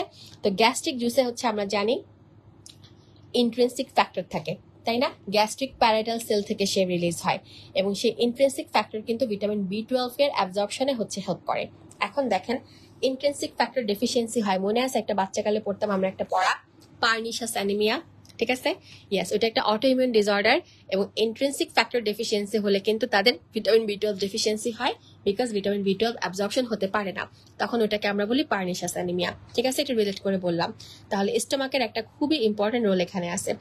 স্টোমাক থেকে তারপর কোথায় গেল, ইন্ট্রিনসিক ফ্যাক্টর দিয়ে হলো খপস খপস করে dietary vitamin B twelve bind হলো ইন্ট্রিনসিক ফ্যাক্টরের সাথে। ঠিক আছে, তারপরে কি হলো, তারপরে সে চলে গেল ইন্টেস্টাইনে। ঠিক আছে, গেলে হচ্ছে কোথায়, ফার্স্টে ডিউডেনামে, ওখানে প্যানক্রিয়াটিক জুস আসলো, এসে হচ্ছে ওকে অ্যালকালিন পিএইচে নিল। তাহলে ইনিশিয়ালি লাগতেছে আমার অ্যাসিডিক পিএইচ স্টমাকে, এরপরে হচ্ছে কিন্তু লাগবে অ্যালকালাইন পিএইচ। সেটা কোথায়, ডিউডেনামে। কোত্থেকে আসবে, প্যানক্রিয়াস থেকে আসবে।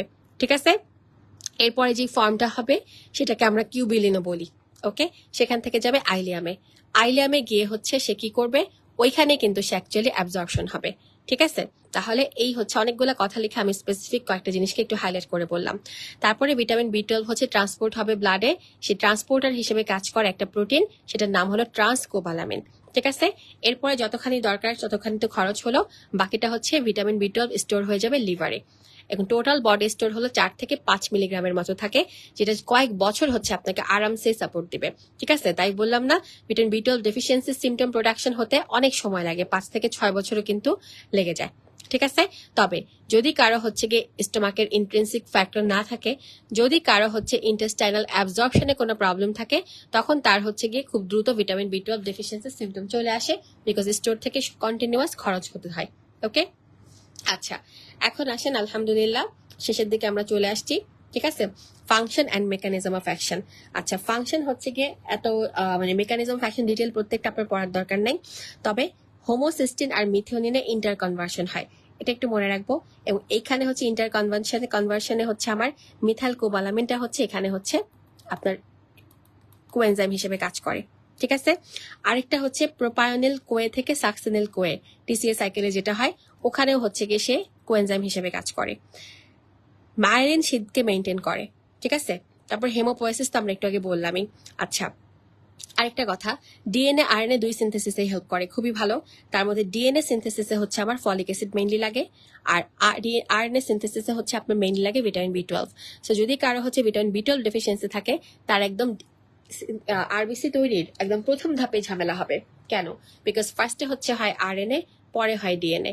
তাহলে ফলিক অ্যাসিড হচ্ছে লেটার ধাপে ঝামেলা করে, ম্যাচুরেশন স্পেশালি। আর হচ্ছে গিয়ে ভিটামিন বি টুয়েলভ ডেফিসিয়েন্সি থাকলে একদম প্রথম স্টেপ থেকেই হচ্ছে ঝামেলা হয়। এই কথাগুলো আমরা আবারও পড়বো যখন আমরা অ্যানিমিয়া চ্যাপ্টার পড়বো, তখন আরেক দফা আপনার রিভিশন হবে। ঠিক আছে, আচ্ছা, যারা স্ট্রিক্টলি ভেগান তাদের হচ্ছে ভিটামিন বি টুয়েলভ ডেফিসিয়েন্সি হয়। তারপর ইন্ট্রিনসিক ফ্যাক্টর ডেফিসিয়েন্সি থাকলে হয়, একটু আগে বললাম।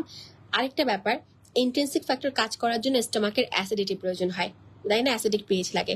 যদি কেউ হচ্ছে অনেক বেশি অ্যান্টাসিড অ্যান্টি আলসারিন খায়, তার কিন্তু স্টোমাকের অ্যাসিডিটি একদম কম থাকবে, অর্থাৎ হাইড্রোক্লোরিক অ্যাসিড কম থাকবে, হাইপ্রোক্লোরাইডিয়া থাকবে, তার দেখা যায় ভিটামিন বি টুয়েলভ অ্যাবজর্পশন ঠিক মতো হবে না।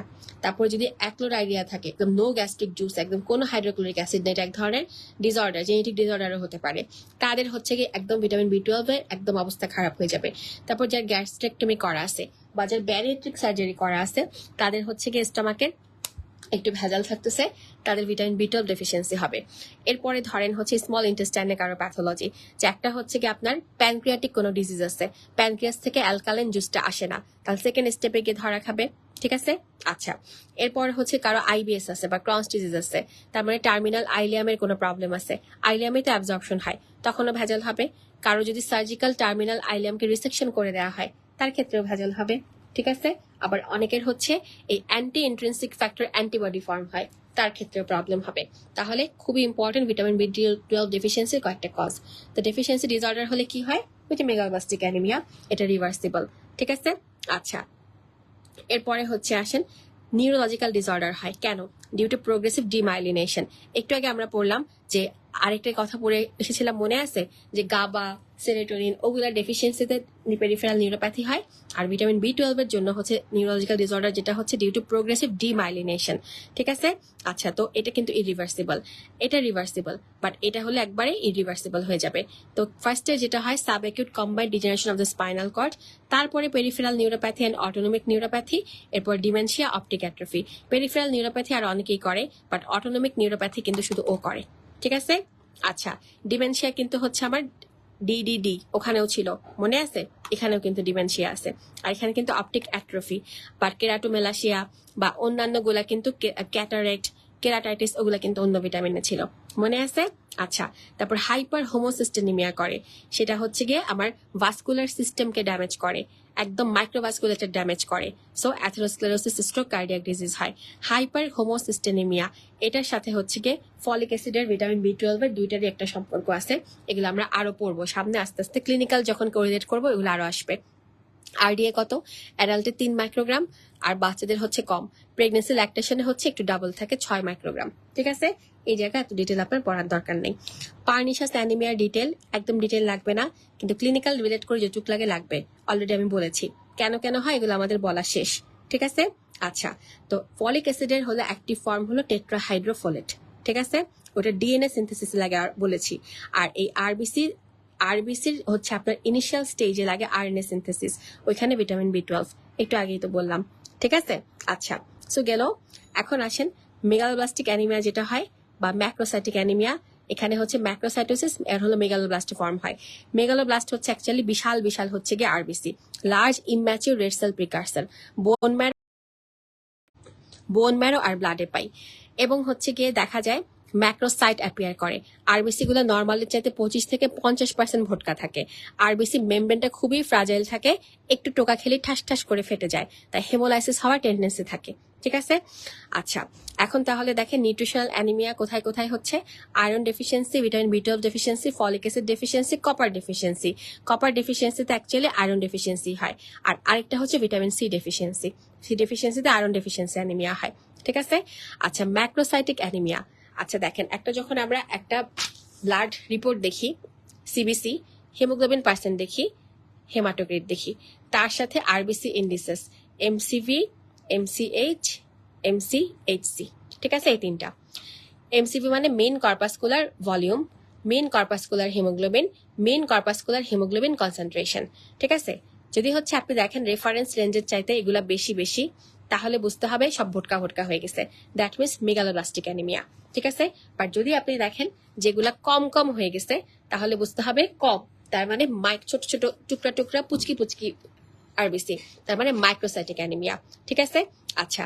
সো যদি হচ্ছে আপনি দেখেন এমসিভি হাই, তাহলে মেগালোব্লাস্টিক অ্যানিমিয়া, যেটা হচ্ছে due to folic acid deficiency or iron deficiency. যদি আপনি দেখেন এমসিভি লো, তাহলে বুঝতে হবে এটা microcytic anaemia, microcytic hypochromic anaemia. So iron deficiency, copper deficiency, vitamin C deficiency এবং পাইরিডক্সিন ডেফিসিয়েন্সি, এগুলার জন্য হচ্ছে আপনার এই মাইক্রোসাইটিক অ্যানিমিয়া হবে। ঠিক আছে, আচ্ছা।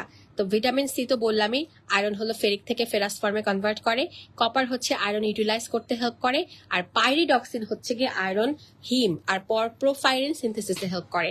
তাই এগুলার ডেফিসিয়েন্সিতে আপনার মাইক্রোসাইটিক অ্যানিমিয়া হয়। আর যদি আপনি দেখেন এমসিবি নর্মাল, তাহলে বুঝতে হবে এখানে না এটা না এটা, তাহলে এখানে সমস্যা হচ্ছে প্রোটিন এনার্জি ম্যালনিউট্রিশনের অ্যানিমিয়া। ঠিক আছে, তাহলে সবার আগে হচ্ছে আমরা এমসিভি দেখি। এই তিনটা ইন্ডেক্সের মধ্যে সবচেয়ে সেন্সিটিভ ইন্ডেক্স হচ্ছে এমসিএইচসি, মোস্ট সেন্সিটিভ ইন্ডেক্স। ঠিক আছে, সিঙ্গেল ব্রেস্টে খুব আসে এগুলা পরীক্ষায়, মোস্ট সেন্সিটিভ ইন্ডেক্স হচ্ছে এইটা। আর সবার আগে চেঞ্জ শুরু হয় কিন্তু এমসিভি। ঠিক আছে, আচ্ছা। আলহামদুলিল্লাহ, আমাদের ভিটামিনস পড়া শেষ হলো। এখন আমি আপনাদেরকে কিছু টাস্ক দিব, সেই টাস্কটা আমি লিখিত আকারে দিব। এই টাস্কটা যদি নিজের একবার করে ফেলেন, তাহলে হচ্ছে আপনার পরীক্ষার আগে food nutrition vitamins minerals revision দিতে জাস্ট 10 মিনিট সময় লাগবে, এর বেশি সময় লাগবে না। আপনি ক্লাস করলেন 3 ঘন্টা 4 ঘন্টা, কিন্তু 3-4 ঘন্টার বিনিময়ে আপনার পড়াটা আপনি গুছাই নেবেন এত সহজ করে যে আপনার 15 থেকে 20 মিনিটের বেশি কোনোভাবেই যেন হচ্ছে এই চ্যাপ্টার রিভিশন দিতে আর কখনো না লাগে। ঠিক আছে, তো এখন একটু বলেন, ক্লাসটা তো শেষ করলাম আলহামদুলিল্লাহ, এখন হচ্ছে গিয়ে আপনাদের কেমন লাগলো সেটাও বলেন। প্লাস হচ্ছে আরেকটা কথা, ধরেন হচ্ছে গিয়ে আমি চাইলে আপনাকে হ্যান্ড নোট দিয়ে দিতেই পারতাম, পিডিএফ দিয়ে দিতেই পারতাম।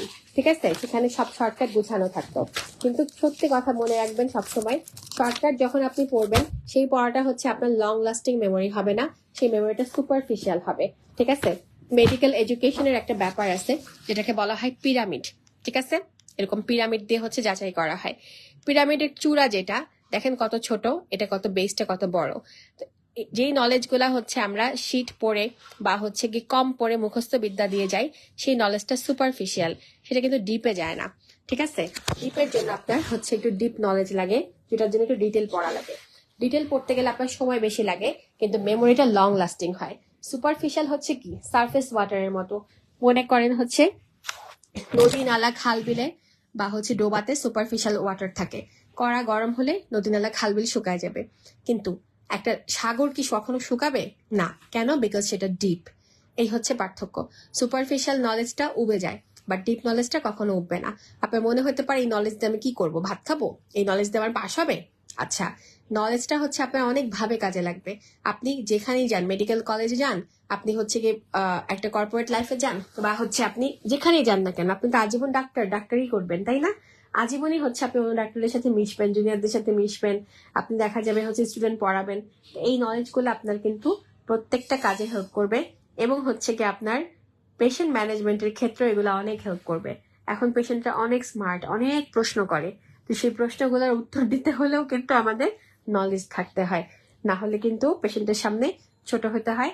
পেশেন্টের চেহারা দেখে আপনি বুঝবেন যে সে আপনার সাথে স্যাটিসফাইড না। আগের যুগের সাথে এখনকার যুগ পাল্টে গেছে। ওকে, সো আলহামদুলিল্লাহ, আইডিয়া গুলি ভুলে যাই যতই পড়ি। হ্যাঁ আপু, ভুলবেন, খুবই স্বাভাবিক। তাই আইডিয়া গুলা একটা পাতার মধ্যে লিখে ফেলবেন। আমি আপনাকে যেটা সাজেস্ট করবো আপনাদের সবাইকে, আপনারা হচ্ছে কি কয়েকটা জিনিস, আমি একটা টাস্ক দিবই, সেই টাস্ক অনুযায়ী হচ্ছে পড়বেন। ঠিক আছে, আমি লিখে দেবো কি করবেন, একটু জাস্ট বলে দিই। ধরেন হচ্ছে আরডিএ, সব আরডিএ আপনি, আমরা যে কত ছোট ছোট স্লিপ প্যাড পাই না, ওষুধ কোম্পানি দেয় যে, তাই না? ছোট ছোট ছোট ছোট যে স্লিপ প্যাড গুলা, আপনি একটা পাতায় সবগুলা আরডিএ লিখেন।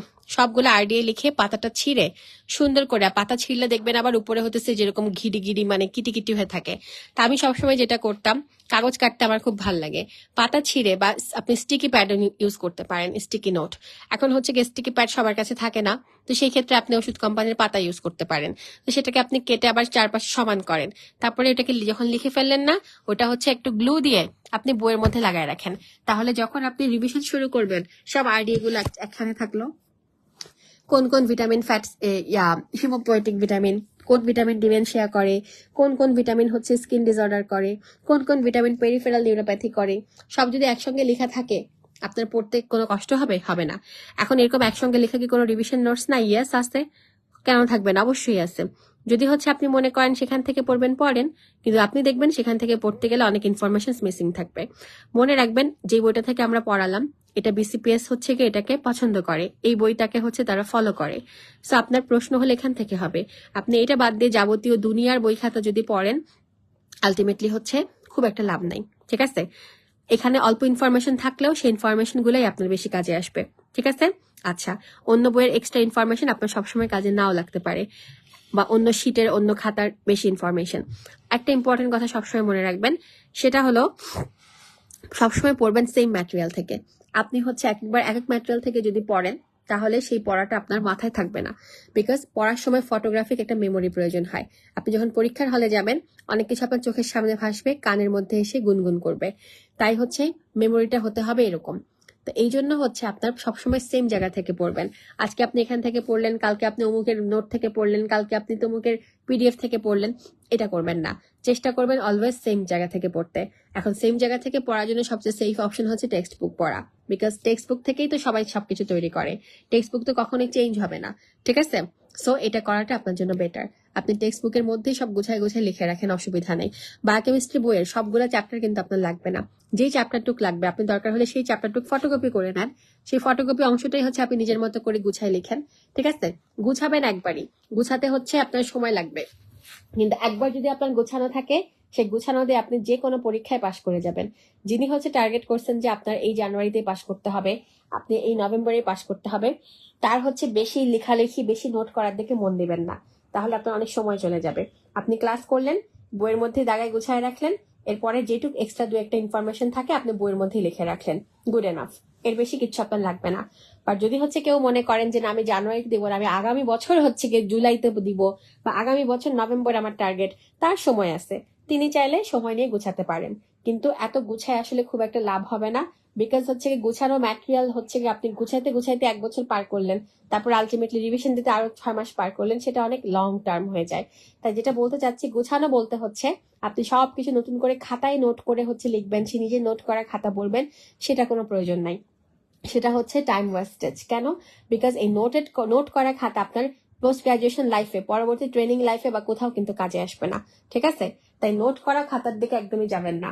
এই যে পড়ার ম্যাটেরিয়াল আপনার বই আছে, সেই বইটার মধ্যে আপনি গুছান। দরকার হলে বইয়ের পেজগুলো ফটোকপি করে আপনি আলাদা করে নিয়ে ঘুরেন, কারণ এত মোটা বই আপনার নিতে কষ্ট হচ্ছে। অথবা হচ্ছে আপনি এই বইটাই হচ্ছে কেটে ফেলেন, কেটে আপনি শুধুমাত্র আপনার প্রয়োজনীয় চ্যাপ্টারটাকে হচ্ছে একসাথে করে ফেলেন। ঠিক আছে, এইখানে আপনি দাগ দিয়ে রাখেন, গোল্লা করেন, হাইলাইটার দেন, যা করেন হোয়াট এভার, আপনি যাই করেন, চিরকুট লিখে এখানেই লাগান, এখানেই করেন। আপনি আলাদা খাতা তৈরি করার দরকার নেই। বিকজ যারাই হলো খাতা তৈরি করে নোট করতে চায়, পড়া গোছানো হয় কিন্তু আলটিমেটলি সময় বেশি লেগে পাশ করতে দেরি হয়। তবে হ্যাঁ, ওটা যখন আপনি করবেন সেটা আপনার নিজের সান্ত্বনার জন্য, কিন্তু এটা আপনার পোস্ট গ্রাজুয়েশন লাইফে কোনো কাজে আসবে না। যেই নোট পরবর্তীতে কাজে আসে না, সেটাতে সময় নষ্ট করার দরকার নেই। ঠিক আছে। আর পার্ট 1 বা হচ্ছে এমসিকিউ রেসিডেন্সি যাই দেন, এটা কিন্তু আপনার এন্ট্রান্স এক্সামে আপনার এমসিকিউ বা এসবিএ, এখানে কিন্তু রিটেন না, কোনো ভাইভা না, কোনো কেস না। সো এই জন্য হচ্ছে বিষয়টা কিন্তু এমন না যে আপনাকে মুখস্থ বিদ্যা দিয়ে পার করতে হবে। মুখস্থ লাগবে, আইডিয়া গুলো মুখস্থ লাগবে, ঠিক আছে, বাট হচ্ছে গিয়ে আপনার ডেফিনেশন মুখস্থ করা, কজ মুখস্থ করা কোনো দরকার কিন্তু নাই। ঠিক আছে, তাই একটু হচ্ছে গিয়ে নিজের প্রতি সদয় হন, বেশি চাপ নিজেকে দিতে যাবেন না। ঠিক আছে। আলহামদুলিল্লাহ আমাদের পড়া শেষ হলো। আজকে রাতেই হচ্ছে আমরা এটার প্রশ্ন হচ্ছে গিয়ে আপনাদের ক্লোজ গ্রুপ গুলাতে পোস্ট করে দিব। পরীক্ষা কিন্তু আজকের মধ্যে দিয়ে ফেলবেন। আর আরেকটা কথা, যারা বেসিক সাবজেক্ট এফসিপিএস পার্ট 1 দিবে আর রেসিডেন্সি দিবে, তাদের কিন্তু আজকে রাতে আরেকটা ক্লাস আছে, যেটা এফসিপিএস এর কিন্তু লাগবে না। মানে এফসিপিএস অবস্কাইনি, ডার্মাটোলজি, অপথলমোলজি, অন্য যারা আছে তাদেরটা লাগবে না। ঠিক আছে। সো এই ক্লাসটা হচ্ছে খুবই অল্প কয়েকটা মানুষের জন্য হবে। ওটা হচ্ছে যারা বেসিক এফসিপিএস গ্রুপে আছেন বা যারা রেসিডেন্সিতে আছেন, তারা হচ্ছে একটু খেয়াল রাখবেন, আপনাদের কিন্তু গ্রুপে পোস্ট করা হয়ে গেছে গ্রুপের লিঙ্ক কোথায় ক্লাস হবে, সেটা খেয়াল করে ওখানে জয়েন হয়ে যাবেন। রাত 9টায় একটা ছোট্ট ক্লাস আপনাদের হবে, ওটা হলো এক্সট্রা একটা ক্লাস বায়োকেমিস্ট্রির উপরে, ওইগুলা হচ্ছে অন্যদের লাগে না। ঠিক আছে, তাহলে আলহামদুলিল্লাহ কাটলাম। সবাই ভালো থাকেন, আল্লাহ হাফিজ।